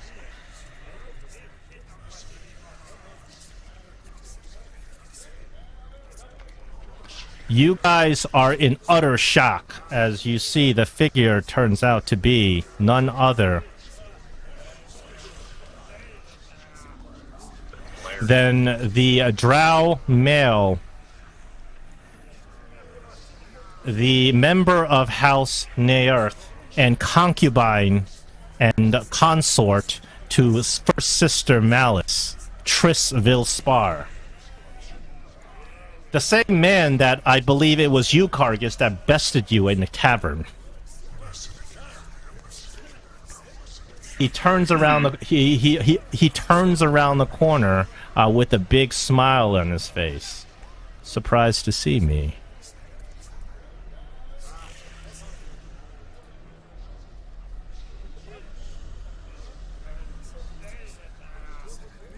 Is he saying that to all of us?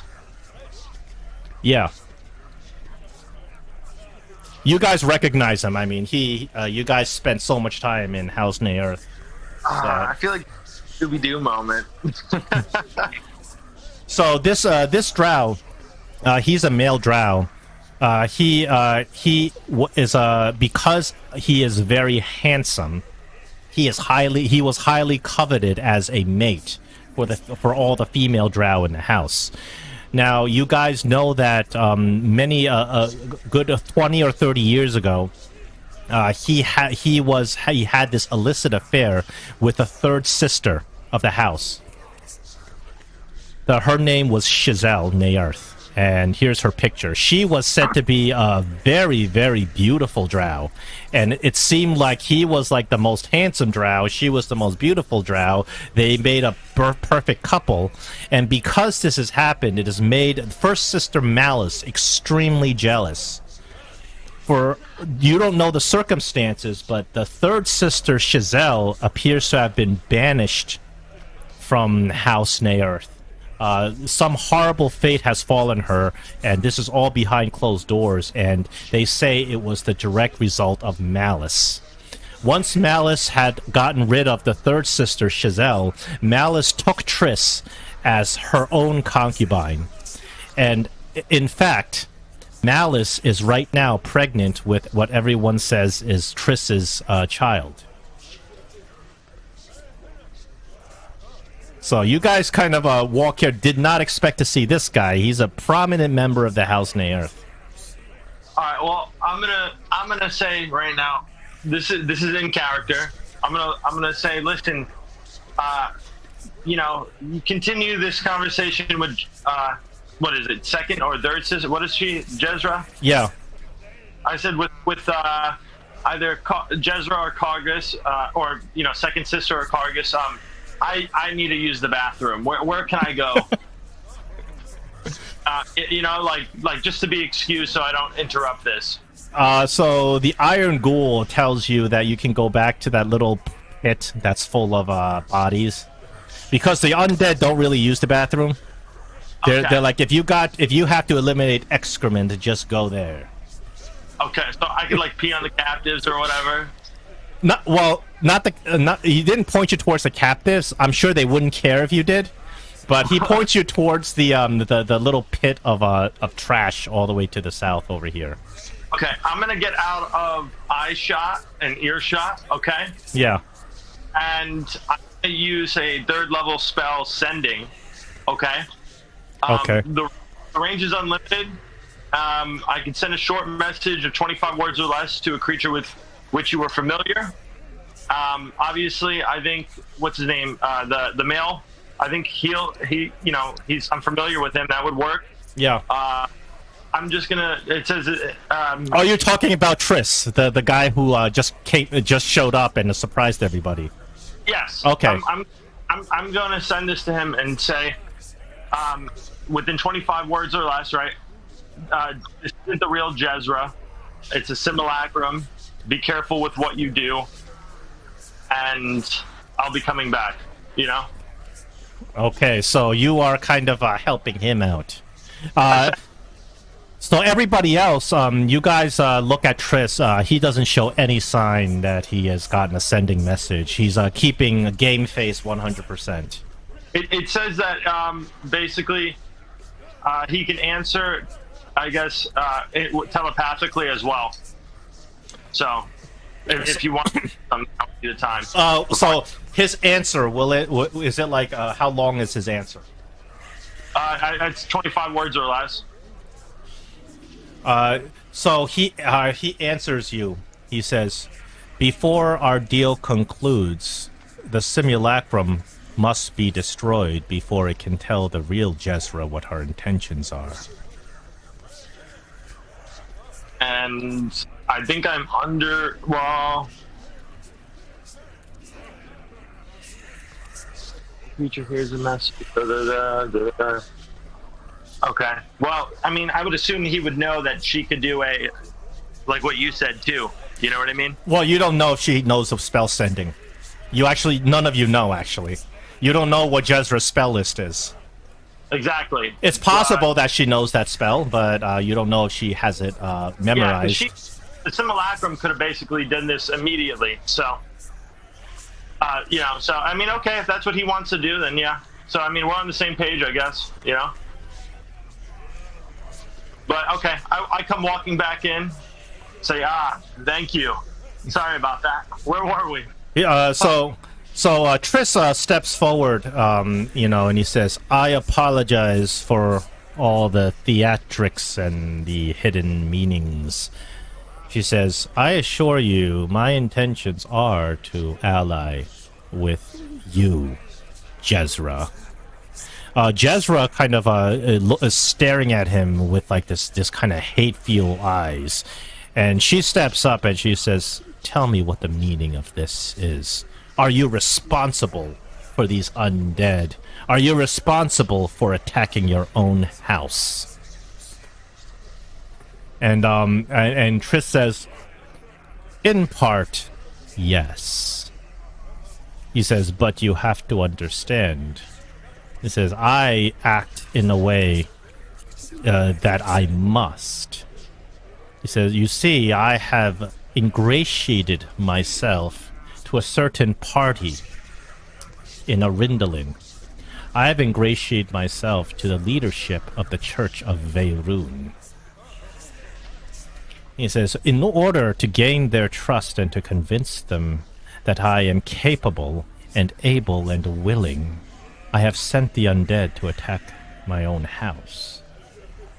He says, I had originally thought that perhaps I can overthrow House Naerth, but seeing that you have managed to infiltrate my lair, destroy my guardian, I am not sure I can survive a battle with you, Jezra. He says, therefore, I have no choice but to submit myself. What I do know is, Jezra, is that there is no way you would be willing to forsake the power that I offer. And Jezra kind of looks at him and kind of contemplates this for a minute, and she says, you have shown yourself to be completely unworthy. He says, my intention, truly, is to destroy you. I will destroy you, and I will destroy every undead in this festering pit. And you can tell she's really angry, and she looks at the rest of you, and she says, attack! What do you do? As she draws her weapon. This is a... Yeah, she's got a pretty damn high wisdom save. Even for the simulacrum? Yeah, the simulacrum repeats, you know, it's only hit points and stuff that the simulacrum doesn't have.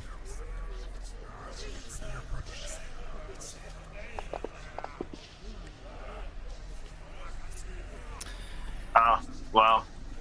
That Geas unfortunately has made when you because you cast a hostile spell against it, she recognizes that you are attempting to cast a spell against her. She points at Thalric, and she commands the other two, destroy him too. So the simulacrum is giving you a command to attack, and she is about to attack herself. What do you do? Well, we'll use the same initiatives. Well, whose turn is it then? Can we re-roll? I'll let you re-roll if you'd like, sure. Because your initiative is a 4, but you do have to accept the re-roll. I'm not sure it can possibly be lower than a 4, but. Ooh, I wouldn't have won.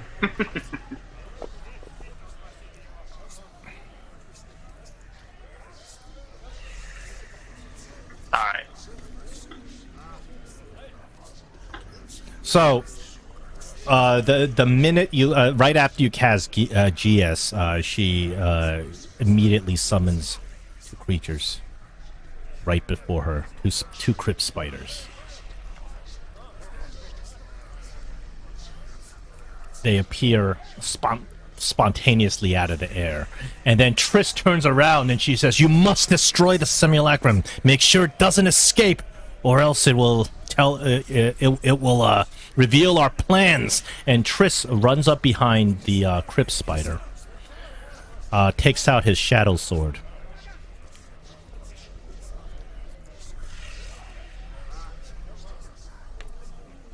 attacks the crypt spider for a hit with his shadow sword, and then gets on his second attack on the crypt spider. Miss on the shadow sword, and yes, Triss has 2 attacks. The crypt spider now swings around and attacks Triss. It attacks with a bite.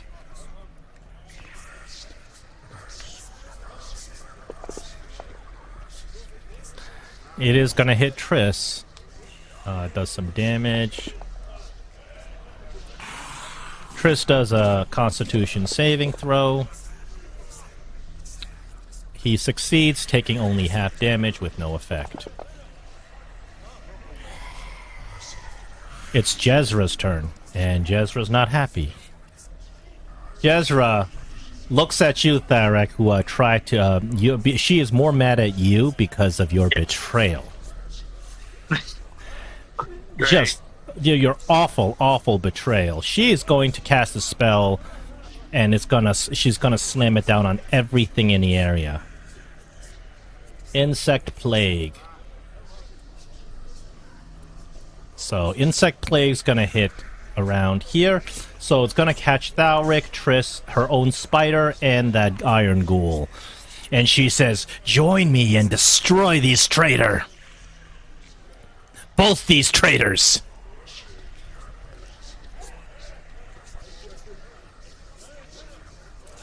Okay, let me get rid of this token because it's forcing me not to be able to select anything.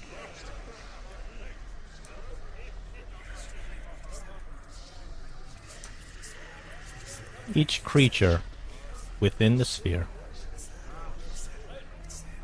makes a Constitution saving throw.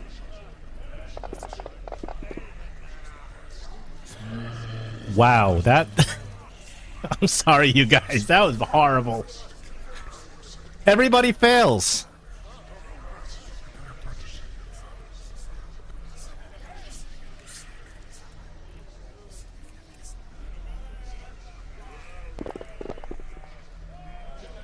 Piercing damage, and the thing stays there. I had to take it away just to be able to select stuff. Thing stays there, and anybody who enters the sphere or ends its turn there also has to make that same save. That's her turn. Crypt Spider number 1.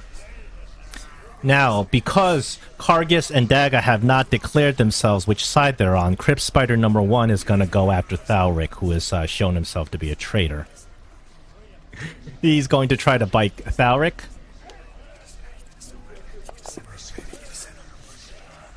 But he misses. Kargis, it is time to make your choice. You must either you side with Jezra and kill Thalric and Triss, or you can side with Triss and kill Jezra's simulacrum.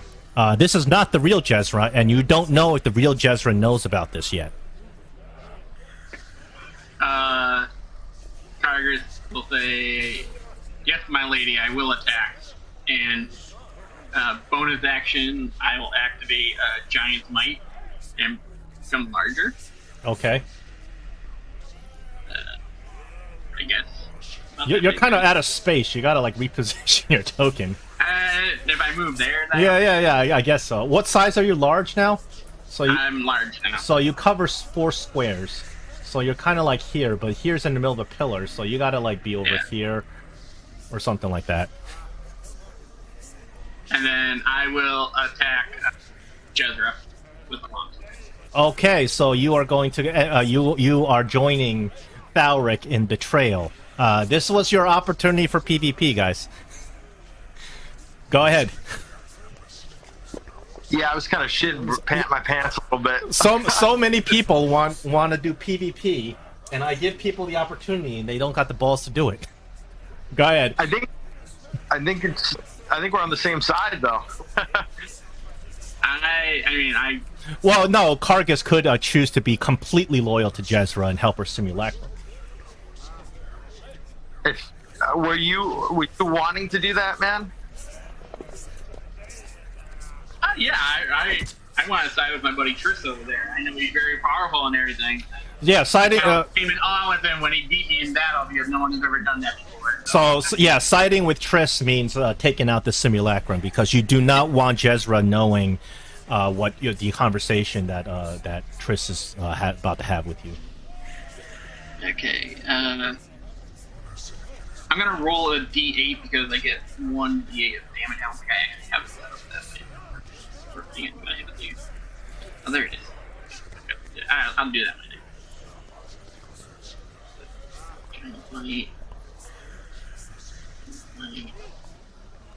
And, okay, so first attack. Second attack. Damage. Third attack. Third attack misses. Okay, how many times did you damage her? I damaged her twice. Okay, she's got to roll some concentrations. I forgot about that. But she does get advantage on her concentrations. So... because she does have the... what's it called? The insect plague, which is a concentration spell. That's a success, and... alright, so she maintains concentration. And then that should be the end of my turn, and I will say, Trish, I am with you! Valric. Well, your choice is made. You gotta take... you need to take down that simulacrum.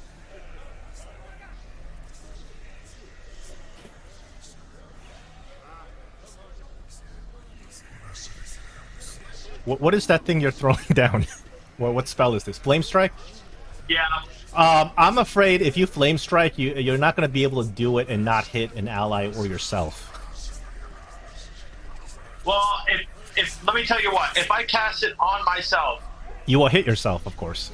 I'll hit myself, but can I hit the other? If you cast it like that, you're going to hit yourself. You're going to hit those spiders. You're going to hit Kargas. Ah, shit! I'm trying to move fucking. You can do it if you want to be a reckless spell slinger. Go ahead and do it. You know, just know that it's a kind of a shaky situation as it is, and you don't know if it's a good idea to start doing reckless spells, splash damaging these guys that have just happened to be your ally right now. Yeah. So what I'll do right now is I'm gonna go and I'm gonna summon. Where is it?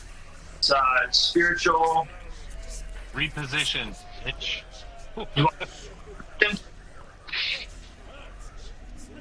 Actually, what the fuck? Why not? It's hey. If I cast silence on myself right here, Yeah.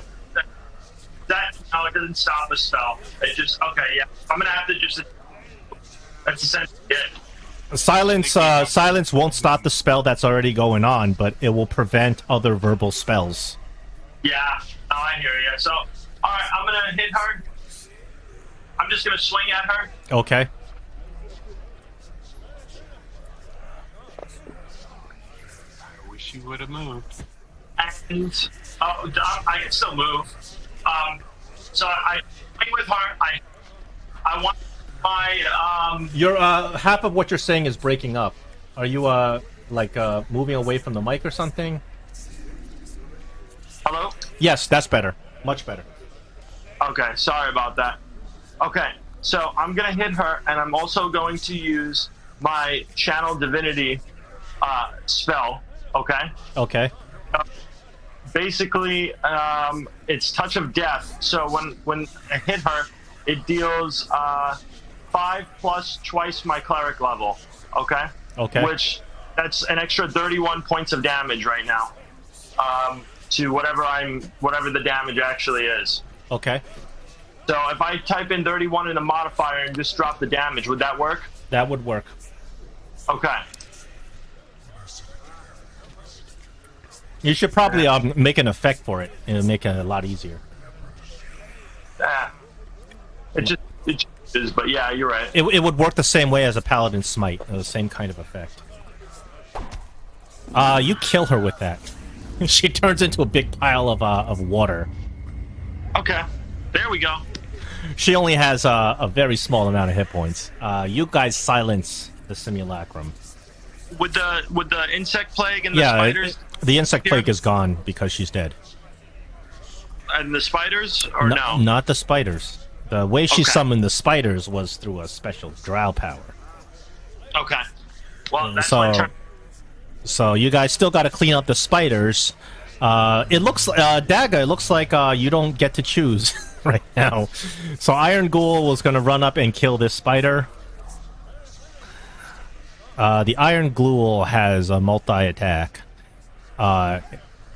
It's got 3 glaive attacks in this situation. First glaive attack takes out a really long, sharp spear-looking thing.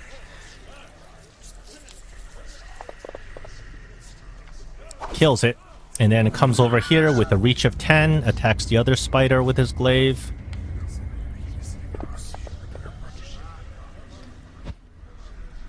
That's a miss. And then a second attack on the other spider.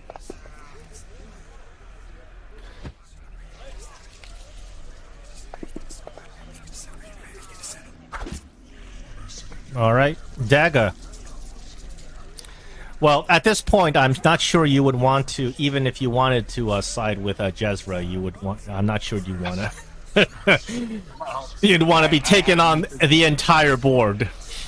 I was going to say yes, your lady, and cast Lightning Bolt right down the line. That's why I wanted him to move, but I will go ahead and move through, my friend. I took care of it. And move there. Attack the spider. And use my new longsword. I have my shield off. Okay. So I'm going to be able to use 2-weapon fighting. Maybe I can do better damage.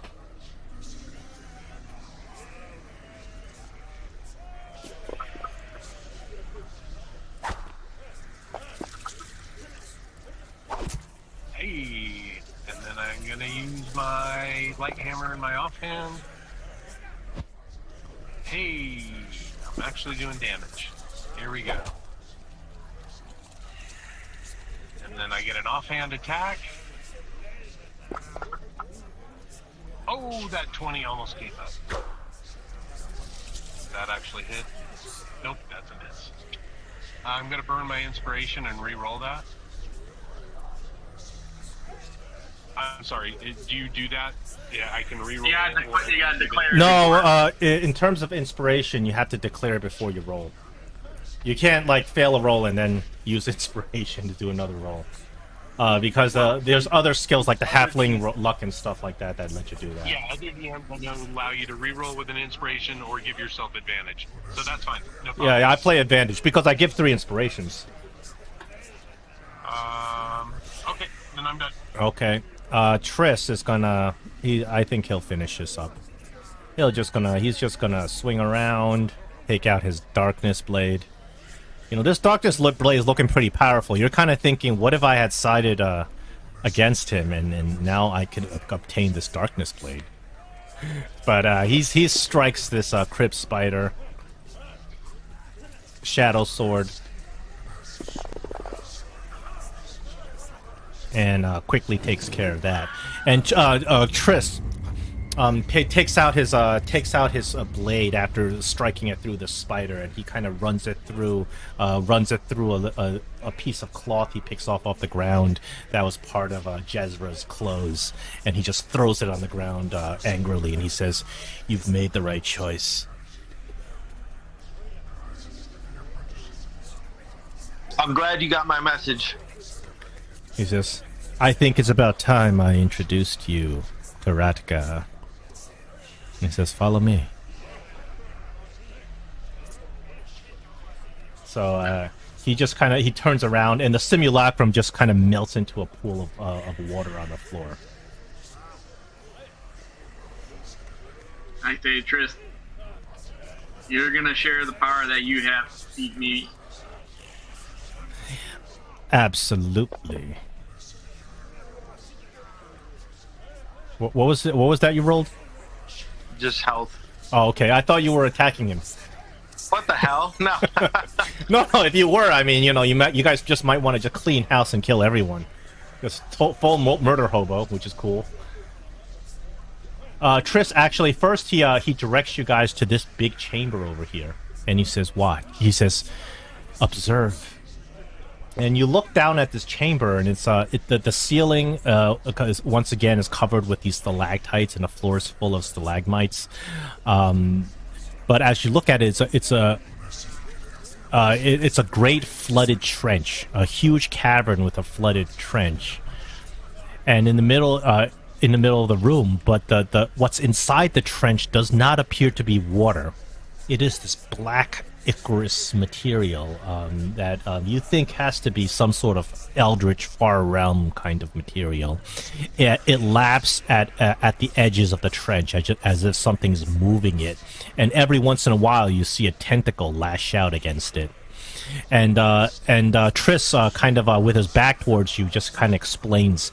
He says, "That black substance." Oh no, I can't. Yeah. Oh, again. Always at the important parts.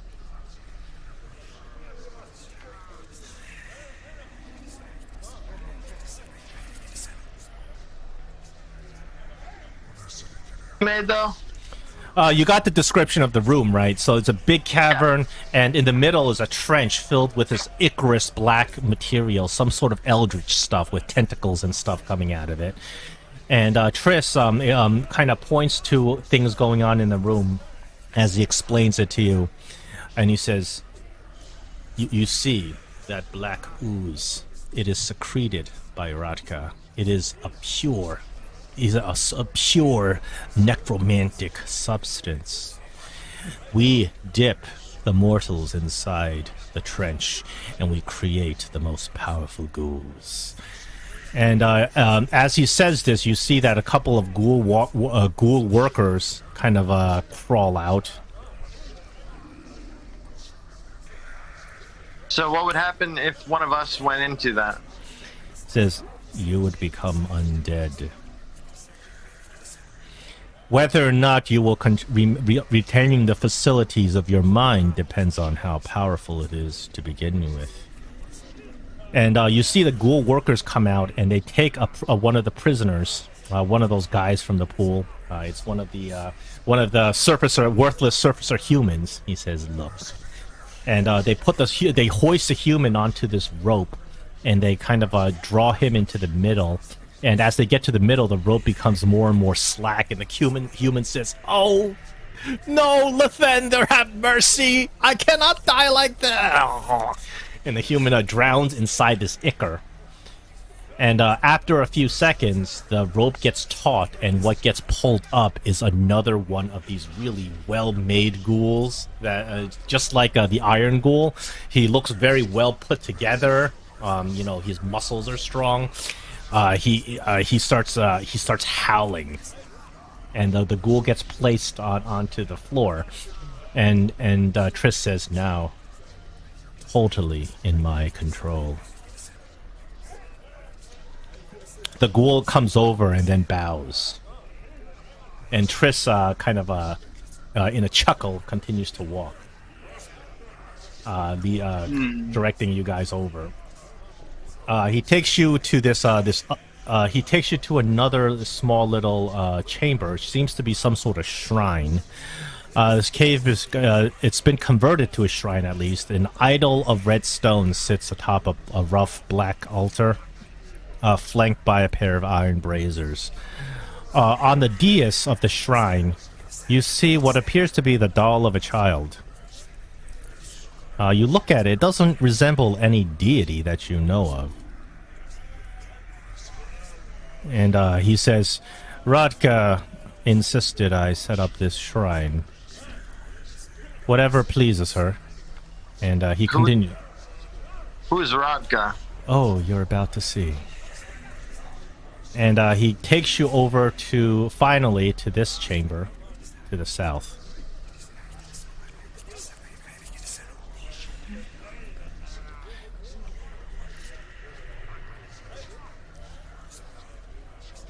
So as you walk to that chamber, the air kind of smells of smoke and sulfur. There's a very fancy desk, and there's some incense burning it. In a corner, there's a polished wooden coffin that sits in the alcove. That's right next to the desk. There's a lot of very beautiful looking tapestries and blankets laid on the ground. And Triss says, "Oh, Radka, I want you to meet some guests." And as he says this, the coffin is really small. You can't imagine that the coffin could fit any medium humanoid. It's a size small. And as he says this, the lid of the coffin begins to slide off. And out of the coffin, this person, this creature emerges.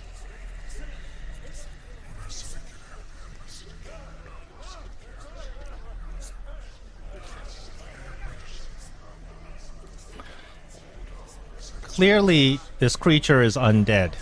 However, the creature looks kind of like a child. Small, even for a child, the creature stands something like 2 feet.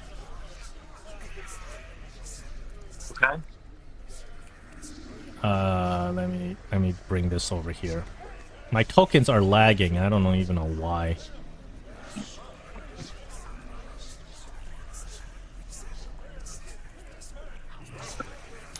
And Triss explains, on the surface, there is a race similar to those worthless human race, but they're small. They're called halflings. In her mortal life, it appears she was a halfling and a child. But she is so much more now. Isn't that right, Radka? And Radka comes over, says, "Yes, Daddy." And she goes over and hugs his leg. And Triss says, "She thinks I am her father." And he looks at the three of you. He says, "Well, what do you think?" Yes, Daddy. Oh god. And is she the source of this power? Absolutely. She says, "Don't let her childlike demeanor fool you. Perhaps in her mind, in her brain, she thinks she's a child. But she is a being of pure magnificence and the darkest evil." He says, "Radka, tell me of the man who made you who you are." And Radka kind of looks at you and she kind of opens her eyes innocently. She's like, well, when I was very young, there was I got pulled into some dark fog, and I was in this strange old broken down town, and then this man came in a horse and carriage, and he put me in the carriage, and he took me to his castle, and he talked like this, and in the castle, he drank my blood. He drank my blood every day. And then he said I should drink his blood too. So I drank his blood. And this is how I became who I am.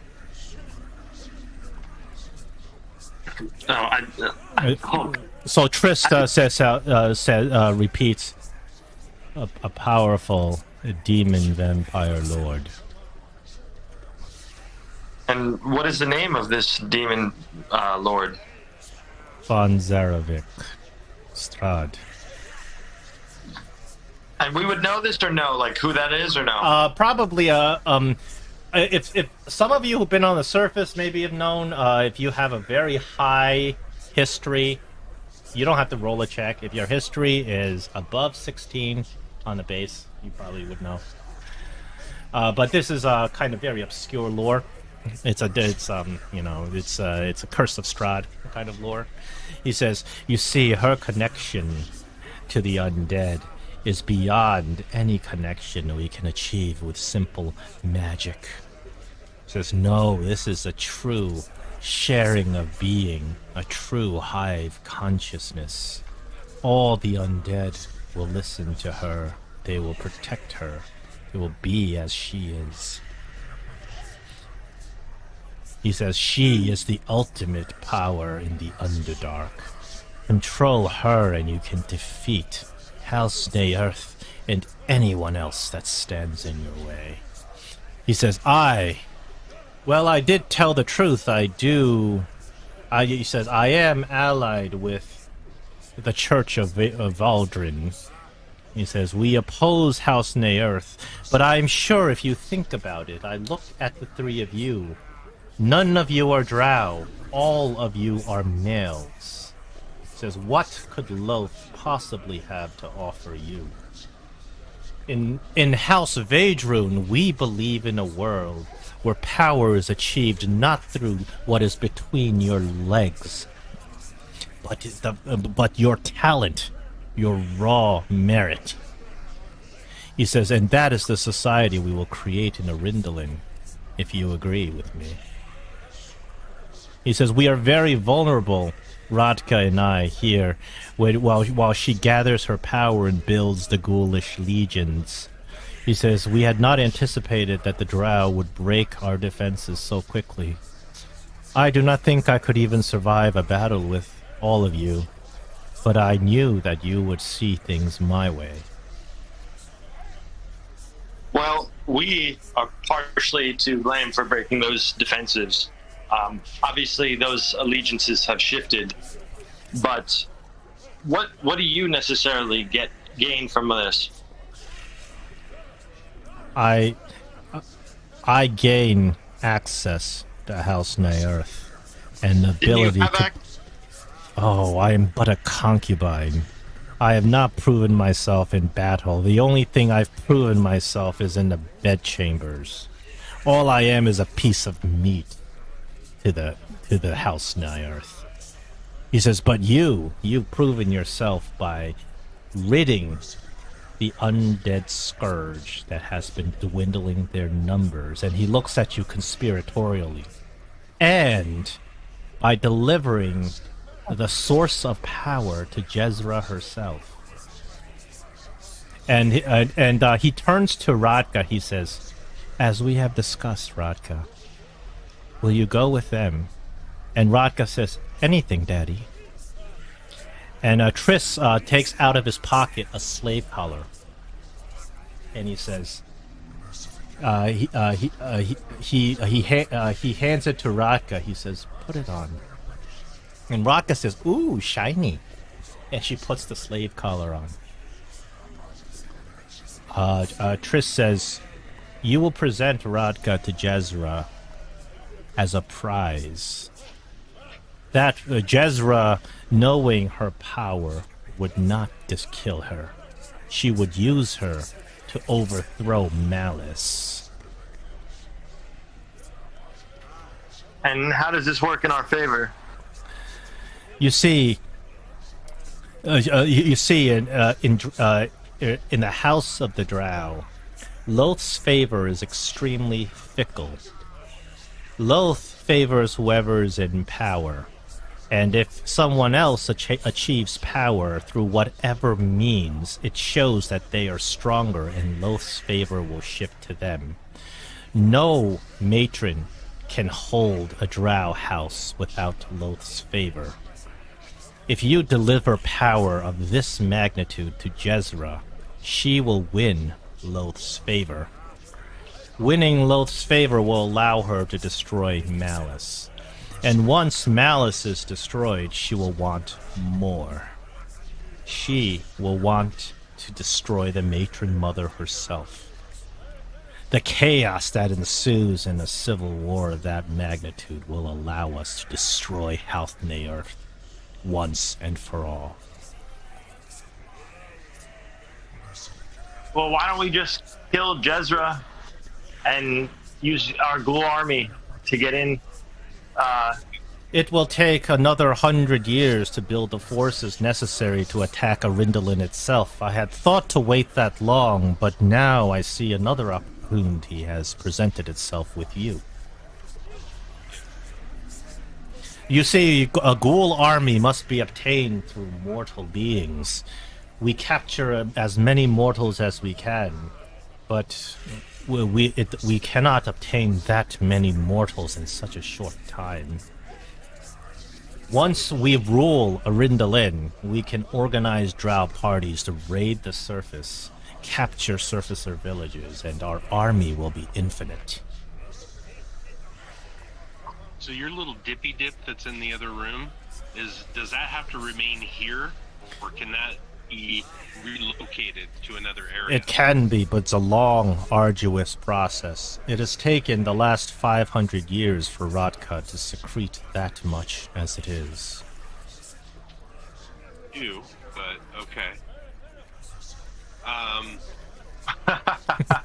Okay, how are we gonna get by the fact that the Simulacrum has been destroyed? I mean, I have an idea, but I mean, we've gotta present her as a trophy. You can say that we had a grand battle, and ultimately the simulacrum was destroyed, but you prevailed in the battle and have captured the foe. Is that not Well, I right, need that Rodka? guy- I need that guy's eye as a token of proof. You need whose eye? The guy, the emissary guy that was talking to us. The ghoul or the Or main Triss's guy? eye? No. Triss is still gonna play the Triss game with Malice in the city. Right? Oh, you want the ghoul's eye? Yeah, sure. Okay. And his sword. I need his sword too as proof that we vanquished you enough to be able to take this trophy and keep her from wanting to come back here. You're not. 'Cause otherwise, she's gonna go. What proof do I have? Maybe you guys killed my. I was not believing that you're going to tell Jezra that I'm here. No, I'm not. That's what I'm saying. You're gonna play your normal game, so we can't have a token from you. That's why I need that guy's eye and his sword to go back and present with the little girl, saying, "Hey, we killed them all. We're the best." That is no problem. And he just Triss just kind of starts thinking it, and that iron ghoul starts lumbering forth. He gets right in front of you. He just disgustingly puts his own hand in his eye and just rips it out, and hands it to you, along with his sword. The red sword, right? It was red in the picture. I don't know if it's really red. What red sword? Oh yeah, that ghoul dude. Yeah, sure, it's red. Perfect. Yeah, I think we can play this. I think you should stab me. Oh, you want the ghoul to stab you? No, I think you should stab me. I don't have any wounds on me. How am I going to say we fought a major battle? I mean, yeah, I could use some healing arts, but... Well, I was gonna say, why don't we take this time to heal up and then go back, because we don't know whether or not. I'm a cleric, right? So I would know, especially with especially since I sent sending to Triss, I would know that a simulacrum could potentially have that, and we don't know whether or not she's waiting for news or if she's waiting for to kill us. So we could either do one of the things. We can go back and you could look wounded if you'd like, or we could take a short rest or a long rest or whatever and go back, or we could just go back now. So, but I don't think it makes sense for you to go back wounded. We would probably want us to be as strong as we can just in case. Well, no, I'm cool with that, right? So I hear what you're saying, but we defeated a whole cavern of ghouls and we still have plenty of power to heal ourselves afterwards. It's just adding layers to the thing to keep the deception level down, because we all suck at deception. So, if I go back wounded, I don't have any more spells because I used them all to bomb all these undead, and So let's go back in in the morning then, or whatever time it is. You can voluntarily blow your spell slots. That's fine. Yeah, if you want to deplete your spell slots without casting spells voluntarily, that's fine. That's what I'm saying. We keep our spell slots, but we still appear wounded. We go back, and maybe they knew about this, and they try and attack us. Well, voila, we got all our powers still. I'm just setting up.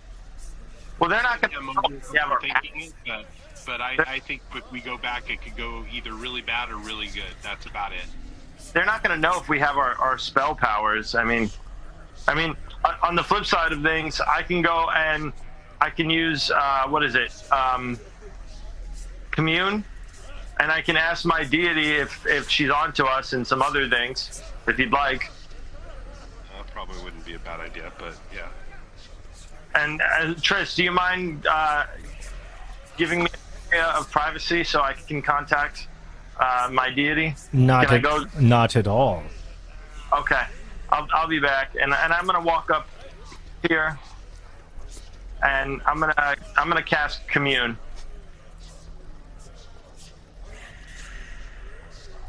All right, So- you cast commune, and that tarantula shows up. Yep. Okay. So I could ask the 3 questions again. First Yes. question. Can we trust Triss to hold up his end of the deal? The tarantula says uncertain,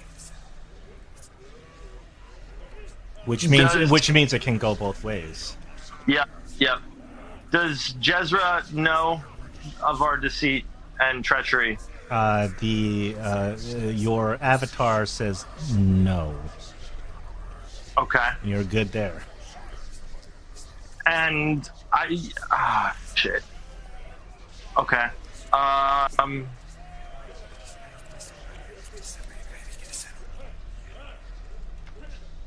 Can we use Radka for our own personal gain?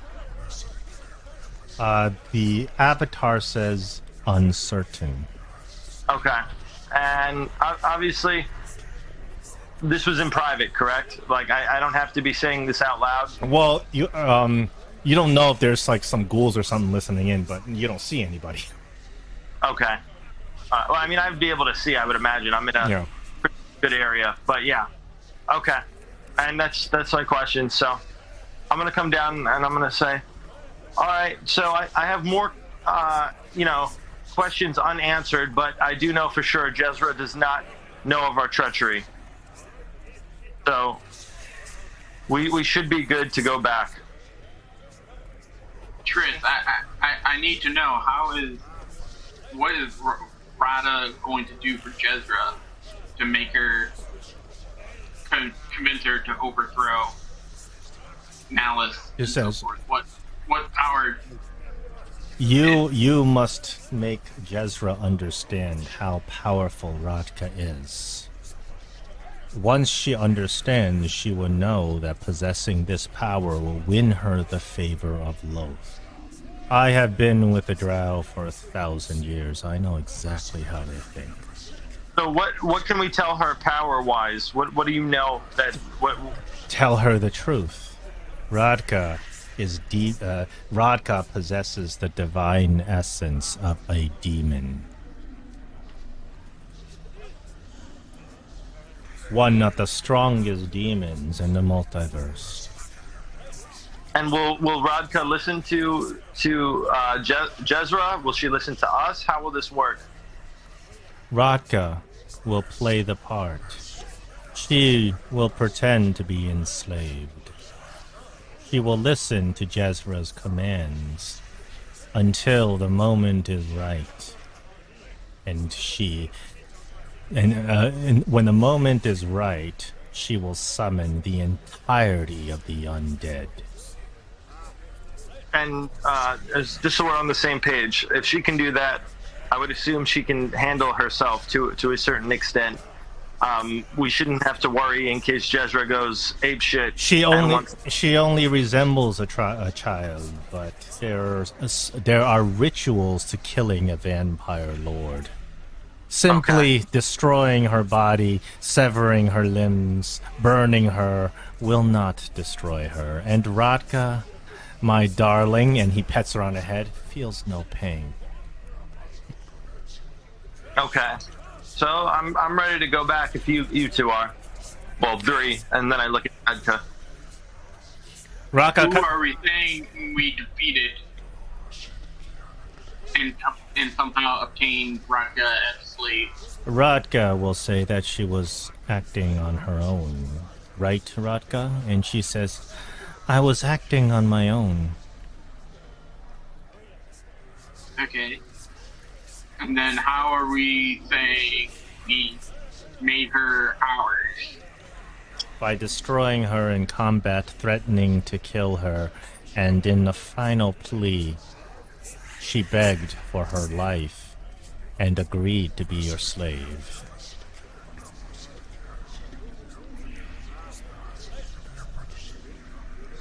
But we didn't have any slave collars on. Why would we have slave collars? But does Jezra know you did not carry any slave collars on you?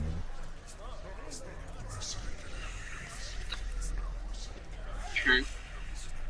A drow matron will not feel comfortable with an outsider with incredible power unless there's a slave collar upon them. You do not want her temperaments to be fired the moment she sees her. She says, "Believe me, I know the drow." Hmm.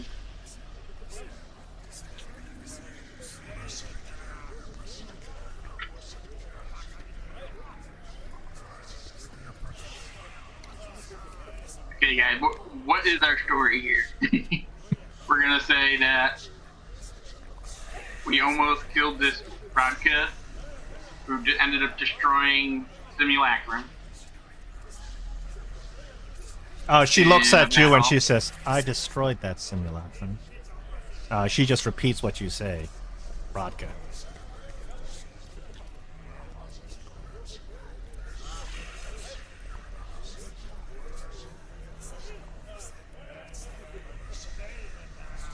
All right, let's just go back and convince her. Okay. This is probably gonna be a tough sell, but you can try. Triss says, "Believe me, Jezra may appear like she is all business, but if she tempt her with true power, and she will succumb to it, just like every other drow matron." Would Rodka be able to perform a act to show that she is very powerful? Indeed, easily. She says, "Any undead, tell Raka what to do with it, and it will be done."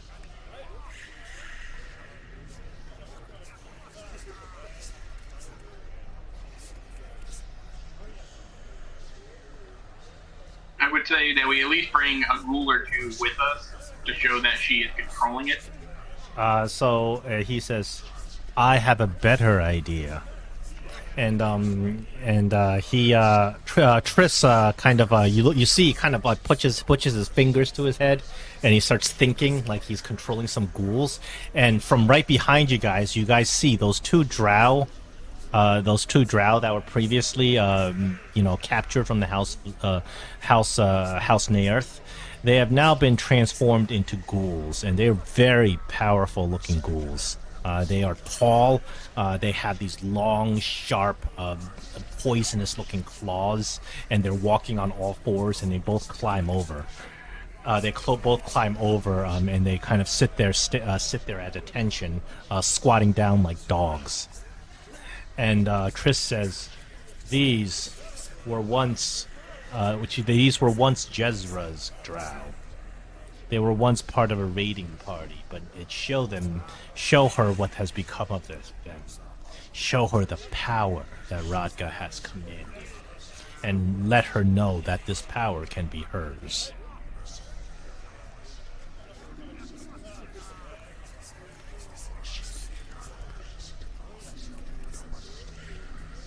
Okay. Sounds fun. I'm down. It's gonna be a tough sell, but we can give it a shot, I think. Let's go. He says, Triss says, "Once you leave, all the ghouls here, I will make it appear as if they were slain by you. I will make sure that the Well of Souls is present when you come back, so that Jezra may see its power." Chris, how would we contact you in the future? I'll find you. He says, the most precious thing that I have. And he kind of starts petting Rodka on the head. I am leaving you the most precious thing that I have in my miserable life. I have to find you again, he says as he backs away. And a smile runs across his face. And he says, over the last 100 years, I do see her as a daughter. She's the only creature that has ever shown me any kindness. And he kind of slinks away into the shadows. Okay. Alright. So we can fast travel. What do you mean fast travel? Like we show up at Jezra now, or is she here? How do you want to do that? Oh yeah, of course. Well, however you want to do it. Let's walk all the way. No. We go back to Jezra. Well, I was gonna say we have two options. We could. I mean, yeah. Let's go. Let's just walk back.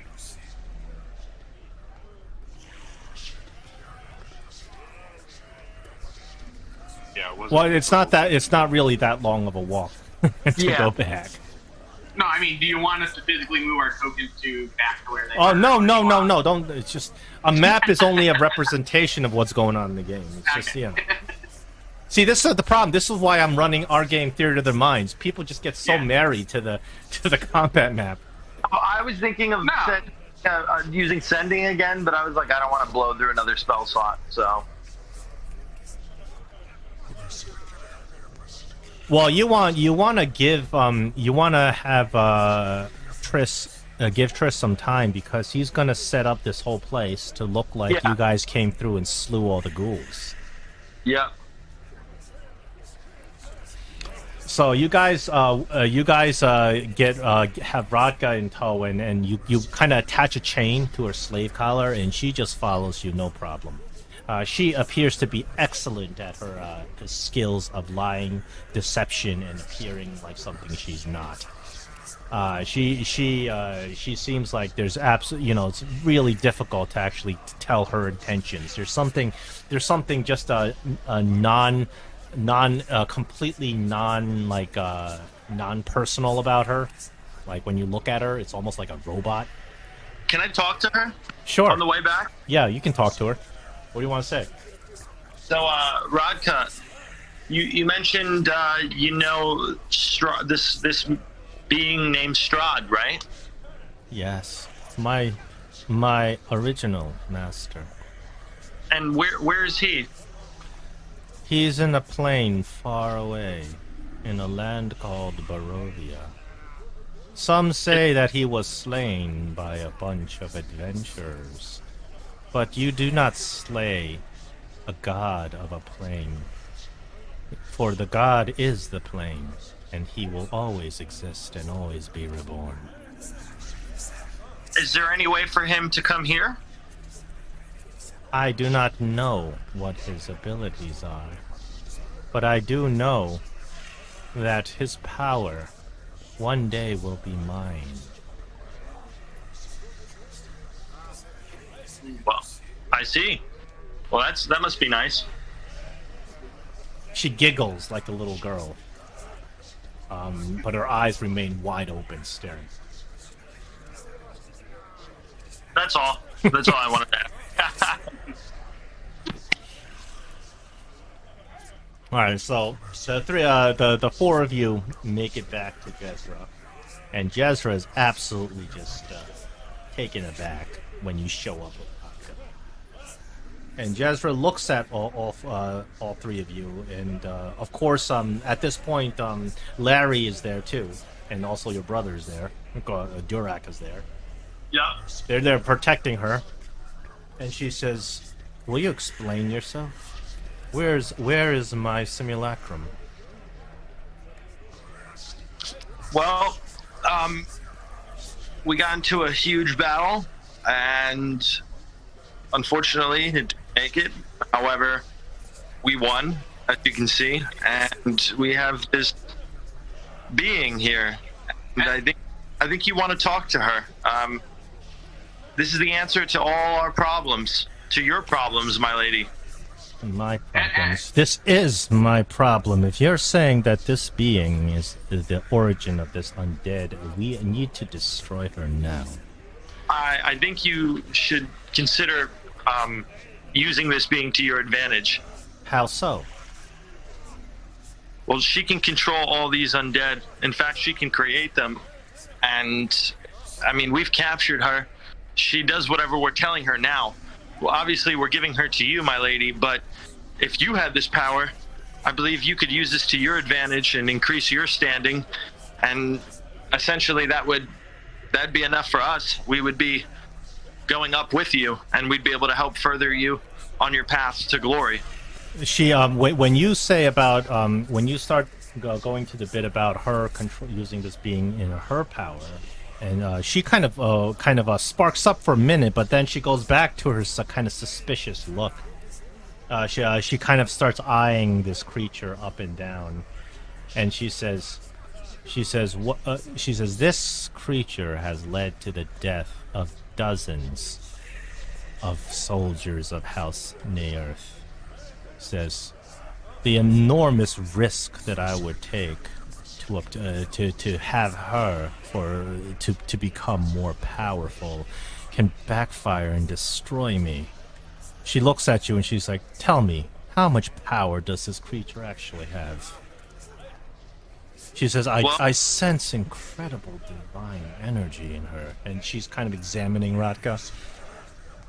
Well, we can show you this creature's lair, if you will, but it was able to secrete this pool where they were dumping humanoids into it and essentially creating undead creatures that she was able to command.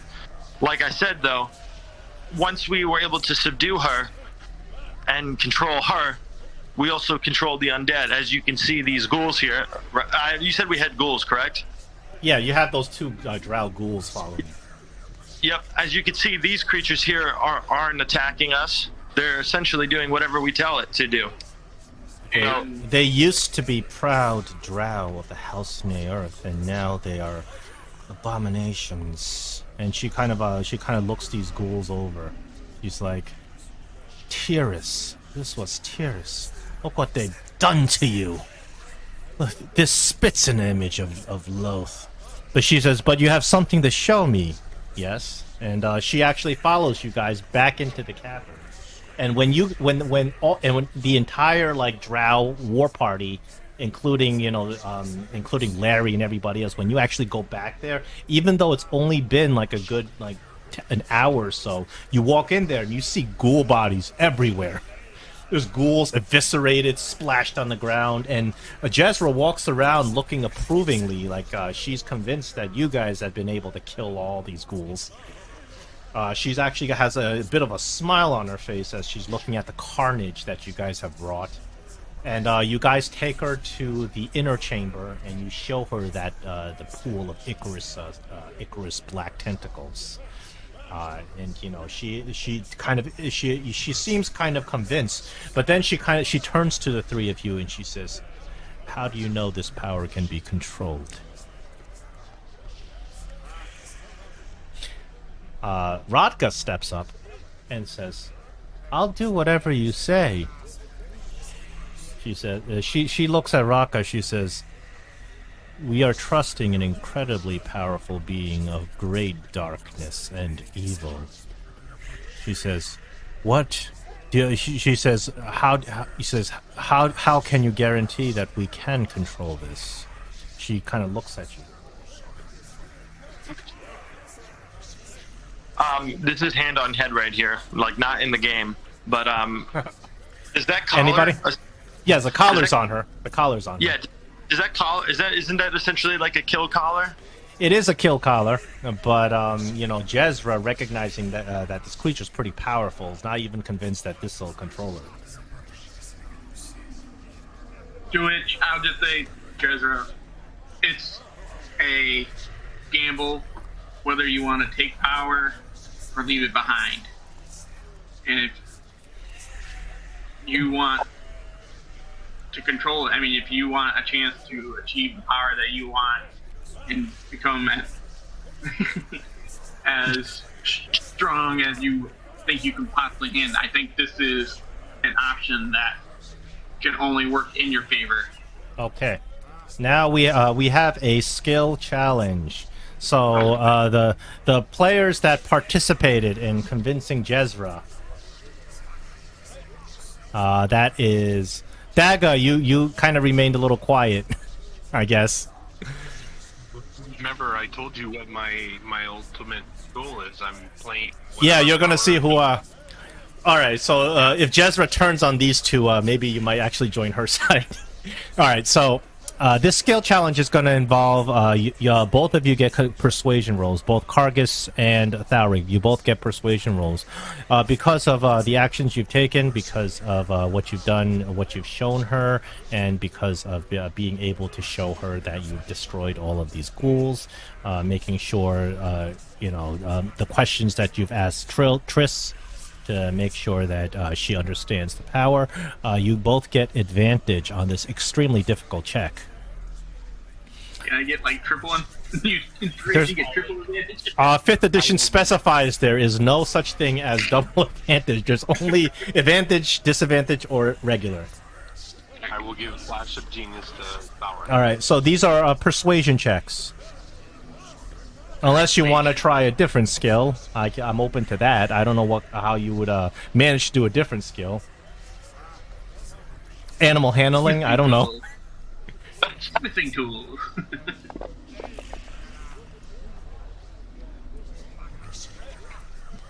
+5 power. Okay, am I in the tower? In the tower. Or it's gonna be pretty obvious. Yeah. Yeah, it is obvious, and I don't care if you roll in a tower or not. You get advantage, so you roll it again. And somebody had a flash of genius. Who was it? Yeah, I do. Okay.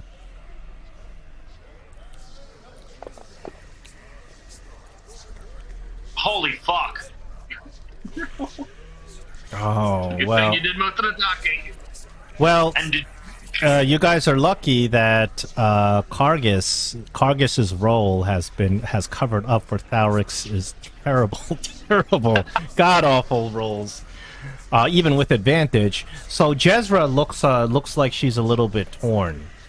She says, this is quite a risk. She says to take on this power, knowing that it has destroyed much of House Naerth. To actually accept this power would be too much of a risk. She looks at you, she says, however, I feel that you have served me very well. You have served me... Oh, I'm sorry, am I...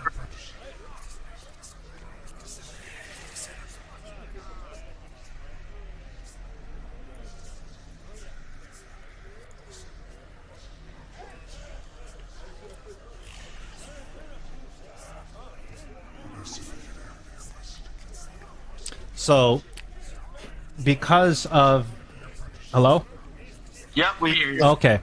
So, because of your skill check, your skill challenge rules, Jezra does not suspect that you are betraying her, but she is not willing to take this kind of a risk with this kind of a creature. She kind of looks, she says, but I understand that capturing her, you were trying to do this in my interest, and you have shown me great loyalty. And I appreciate that. But a creature this dangerous cannot be allowed to exist. And she goes over to Ratka, and she snaps her neck. Ratka looks like she didn't even feel it, falls down limp, completely motionless. Jezra looks at all of you, and she says, you will be paid well for what you have done here. She's like, your influence in House Naerth will grow and multiply if you serve me like this. And she has she has a big smile on her face. She says, we will return to Rindlin in the morning. And you all, she motions for everybody to leave with. Almost, guys, but I'm sorry. That 9 is no good. That's even with the flash. You didn't even get the flash of genius, right? Was I it don't that? think No, actually. I only have one reaction. Yeah, it was Kargus that got the flash of genius. So even if you had the flash of genius, Did I? it's still. I was assuming it was Kargus. No, it was Thalric. I Oh. gave it to Thalric. Even with the flash of genius, a 14 is not enough. So Well, okay. Question here. yeah, How big is the little girl? she is size small. She weighs like I'd say like 90 pounds or so. But like, how big is she? Would you say, in like length, width? You can't put her in a bag of holding. If you- Oh. No, I generally don't allow people to put creatures in bags of holding. Well, the She will reason. be- You know the- that, right? To resurrect. Yeah, she'd resurrect. Yes, Exactly. Trist made it very clear that you can't kill her this way.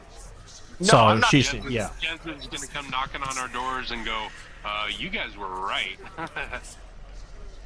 No, Jezra just leaves her there, and she motions for everybody to return. Jezra believes that your mission is finished, because it's even though Thalric didn't do well on his persuasion, Kargus did well on his persuasion. So you know you have a success, and so it's like a 50-50 kind of thing. So you're not in a position where Jezra has recognized that you were you were trying to betray her, and she's gonna turn on you. Let me try and talk now, since before this goes. Thank you for the offer of coin. I do believe that you want to take the body with you, and then you can talk to us in the morning. I don't think your thought of destruction, whether you tear her limb from limb or destroy her, can get rid of this power. Remember, we told you she was an essence of a demon. Oh, She will return. so she looks will at you, return. Dagger. She says, "Excellent point. If you hadn't reminded me, I would have just left her here, possibly to return." She says, "Yes," and she says, "We must create a warded vessel." That would be a great one. I could probably build that if you want me to take her. That would be preferable. Yes. So she asks you to create a vessel that is magically warded, that you can put her body into, so that they can transport her back and possibly kind of bury her in the deepest catacombs of the Temple of Lolth, so the energy of Lolth will keep her at bay. Well, should we bring her back as proof once she's in this vessel? Jezra kind of looks at you and says, "I don't need proof of my accomplishments. My word will be enough." She says, "No Drow matron would be coward enough to say they have destroyed a great foe when they haven't." I agree with you. All right, I'll take her and I'll build this contraption. Okay, You so got it. she commissions. Are you able to actually build some sort of contraption that maybe has an anti-magic or holds a? Yeah, well, with the cleric here with me, I can probably put together all the All boards right. and stuff. But I can craft. Yes. So you actually go back. You already have a coffin that is perfectly her size. So you go back and you get the coffin, and the coffin's perfect size for her. So you use the coffin to build this contraption to trap her, and I guess you use some of your artifacts or magic to make this contraption float. So it'll follow you floating, like a tensor's disc. Yeah. Well, that's excellent. So you guys gather everything together, and you guys are ready to make it back to Arindolin. With the god, demon, with girl body. Yes, she's gestating demon lord. She told you that she one day will inherit the power of Strahd. So Is she in this vessel then? How are we doing this? So, well, hold on. You're putting the cart before the horse. Let's get back to the city. We want. Okay. Is Jezra gone now? Can we have a conversation? Yes. You and at this point, Jezra is kind of went back outside, and once you guys are prepared, you're going to leave. Okay, we got the power now, guys. So we'll go back to the city.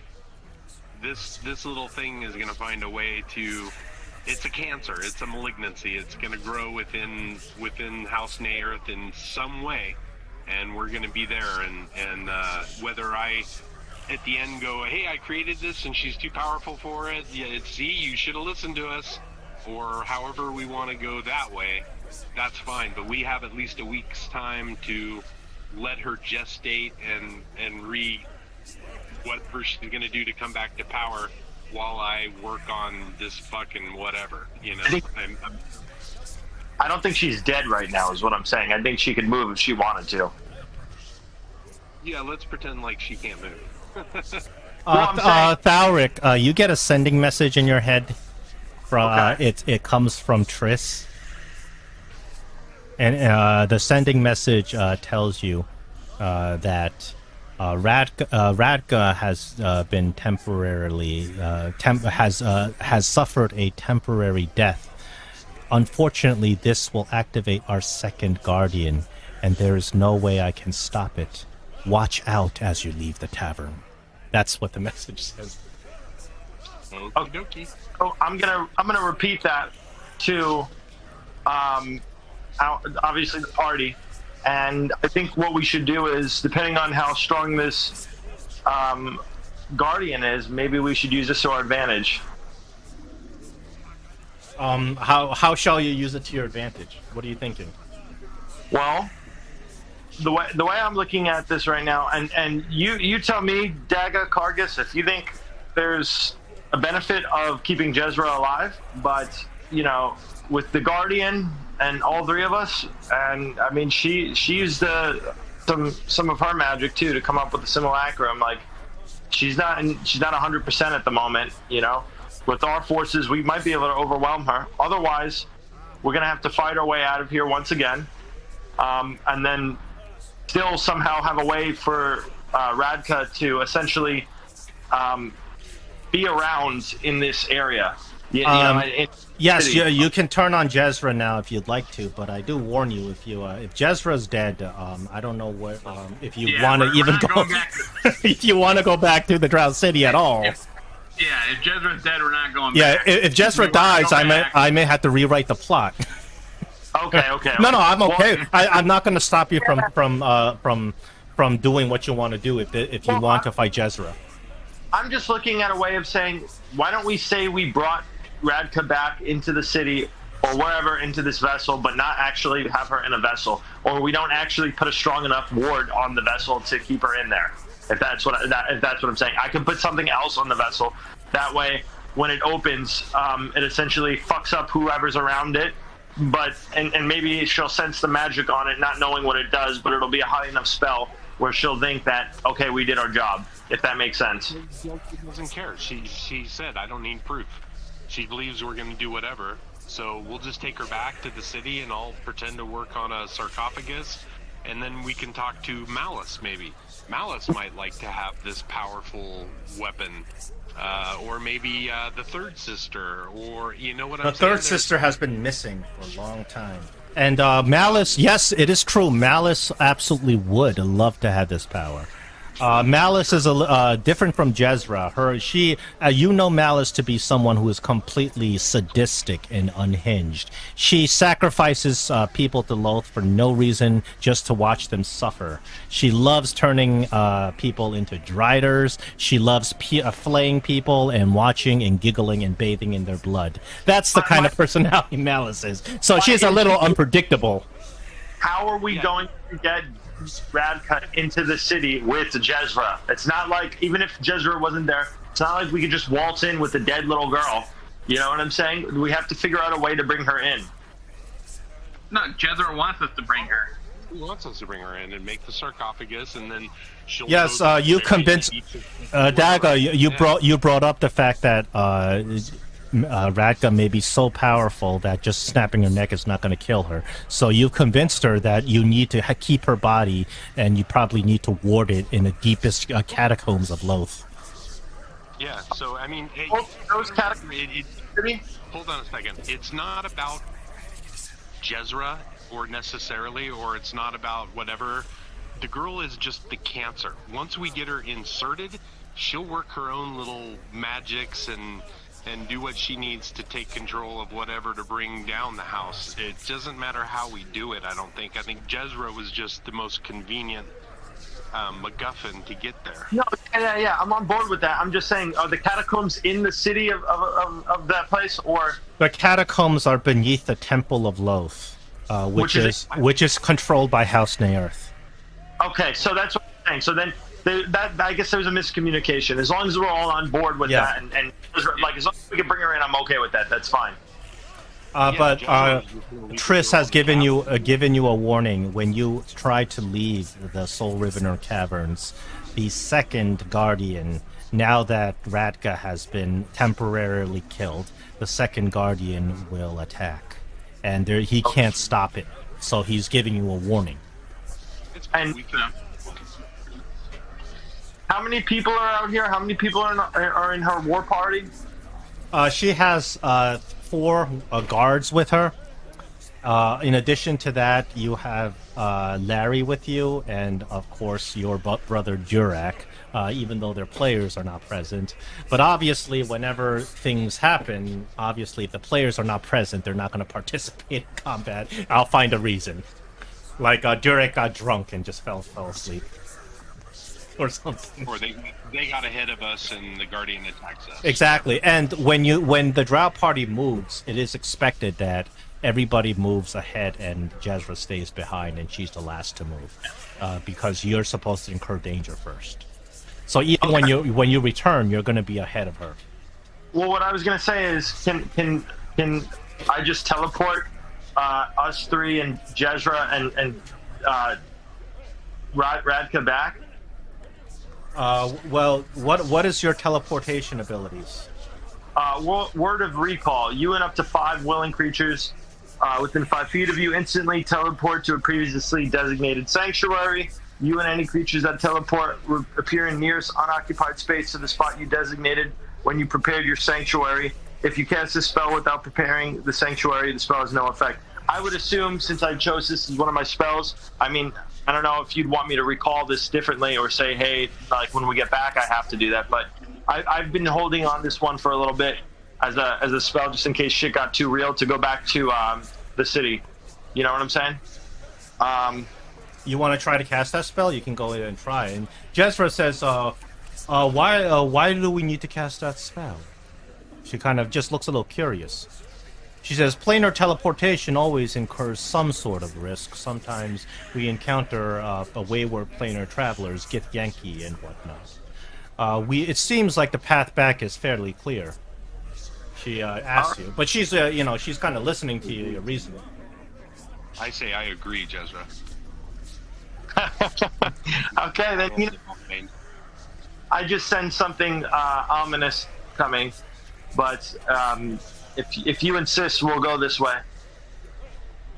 All Say right. to you, I thought we killed everybody and defeated them. What are you so worried about? I'm sensing something powerful. Did you tell them what Triss has sent you through the sending message? No. He did. Okay. No, I didn't. Oh, okay. So they don't even know. No. Yeah. Okay. I thought you said there's something up ahead, or we could get hit by this, but that's... What I'm saying to Jezra is what I'm saying to you guys right now. I'm sensing something fairly powerful and ominous, something that is going to cross paths with us on the way back. It feels like something that we fought earlier, perhaps. I can't remember his name. What was that guy's name? Yeah, no, I'm sorry, who? Sir Parvis? Parvis, yeah. Something similar to Parvis's level, but I mean, if you don't want to travel back, if you want to travel back on foot, we could do that too. then Jezra should hold here, and we should go ahead and take care of this, since we've already defeated. Yeah, we seem pretty strong and everything. We've done this plenty of times. Okay. Okay, so you guys go on ahead. Is he a gully dwarf? I mean, you guys make it out of the caverns, and you're at the sinkhole that you were at before the caverns. But things have changed in the sinkhole. You look at the bottom of the sinkhole. Black eldritch tentacles are reaching out of the sinkhole, grasping every which way, creating a large chasm between where you guys are exiting and where the that closed throw pass was originally. So this is where you're at. You see, how many people does Second Sister Jezra command? She has 4 people, as well as the other 2 people. They are going to be protecting her because their players are not present. I mean, like in general, does she have like a huge force under her back at the city? She has dozens of Drow warriors under her command. And but as you know, a lot of the numbers have been killed by these undead. Okay. This isn't the same pool that creates undead, correct? It looks similar to it, but it's reacting viciously and ferociously. These tentacles appear to be kind of like reaching out and grabbing for anything that'll go near it. The cavern itself is about 100 feet high, and the width 120 about. This is the sinkhole cavern. So could you fly over it? By distance, you technically can. Do you want to try? Well, we can't go through it, I imagine. You're not sure what it is, just looking at it from where you're standing. I don't think I want to get closer. Unfortunately, you realize that this sinkhole is the only entrance to where you guys were. It's a choke point, and you're not going to be able to go back without getting through this sinkhole here. Once again, the teleportation looks fairly interesting. Would you like to try to teleport? Is this the exit right here? The exit's to the south. Any of those caverns down there are exits. Okay. Oh, so we could get through them. We don't have to touch the tentacles, is what I'm saying. Well, Dimension Door would be the best, but... You can try it. You can try Dimension Door. Let's see. Do you have distance for Misty Step? You have a distance for Misty Step if you want to try it. You can try flying over it. Whatever you want. I'm just a narrator, man. I'm just gonna take a rock and throw it at that black ichor and see what happens. The rock sinks into the black ichor. You don't hear it strike anything as it goes in, and then a whole bunch of tentacles start writhing around it.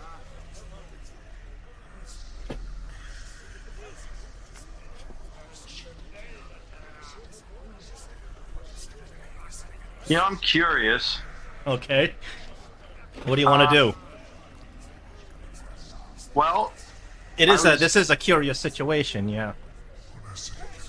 So technically, you could walk past it, or no? No, Or you'd have to walk into it if you wanted to walk past it.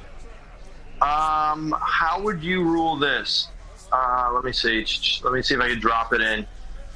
It is a spell called Aura of Purity, or I mean, I don't know which one would sound. Interesting. Why don't I have this here? What's the describe the ability to me and see if it applies to this situation.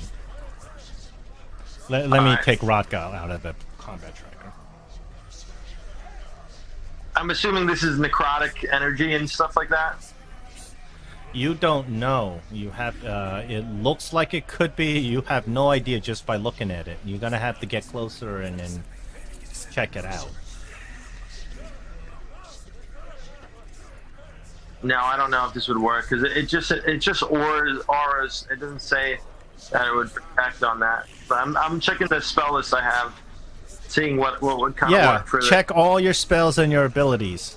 We're not in a rush. Nothing happens if you're just standing there. Does anyone have a light spell? Yeah, but I don't know if it would help. Well, just cast light near the thing and see if it reacts to it. Where are you casting the light?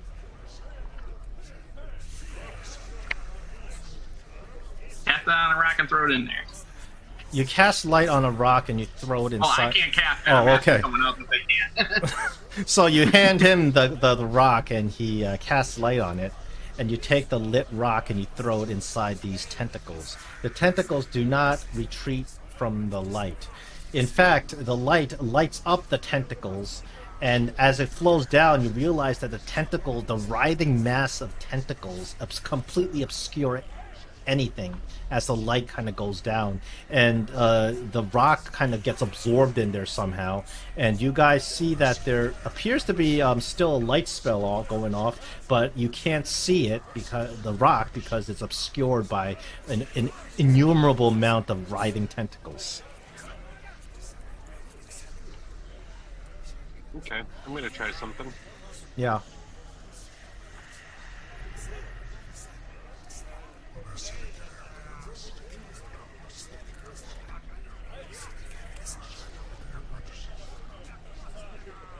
What are you gonna try? Cast Hypnotic Pattern.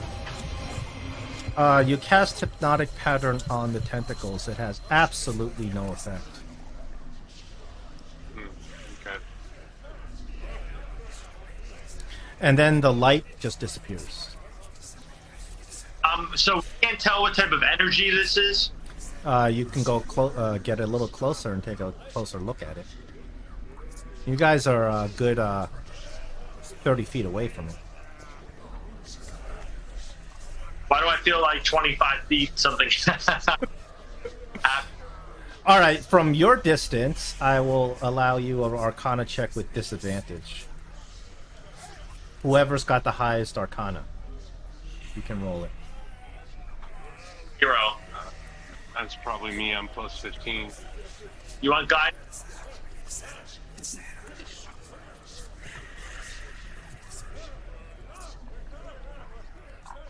Let's see.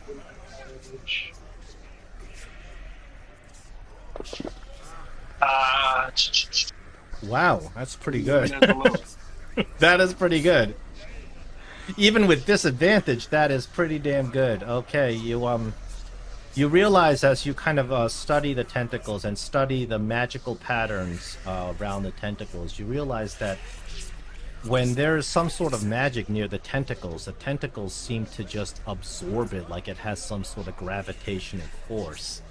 And you come to realize that these tentacles, this Icarus force that is surrounding you, the worst possible thing you could have, and it's anti-magic. Yeah. So with anti-magic, you can't teleport across it because your magic will end right there. Yep. Anytime you cast a magic spell across it and you try to fly across it, your magic will end.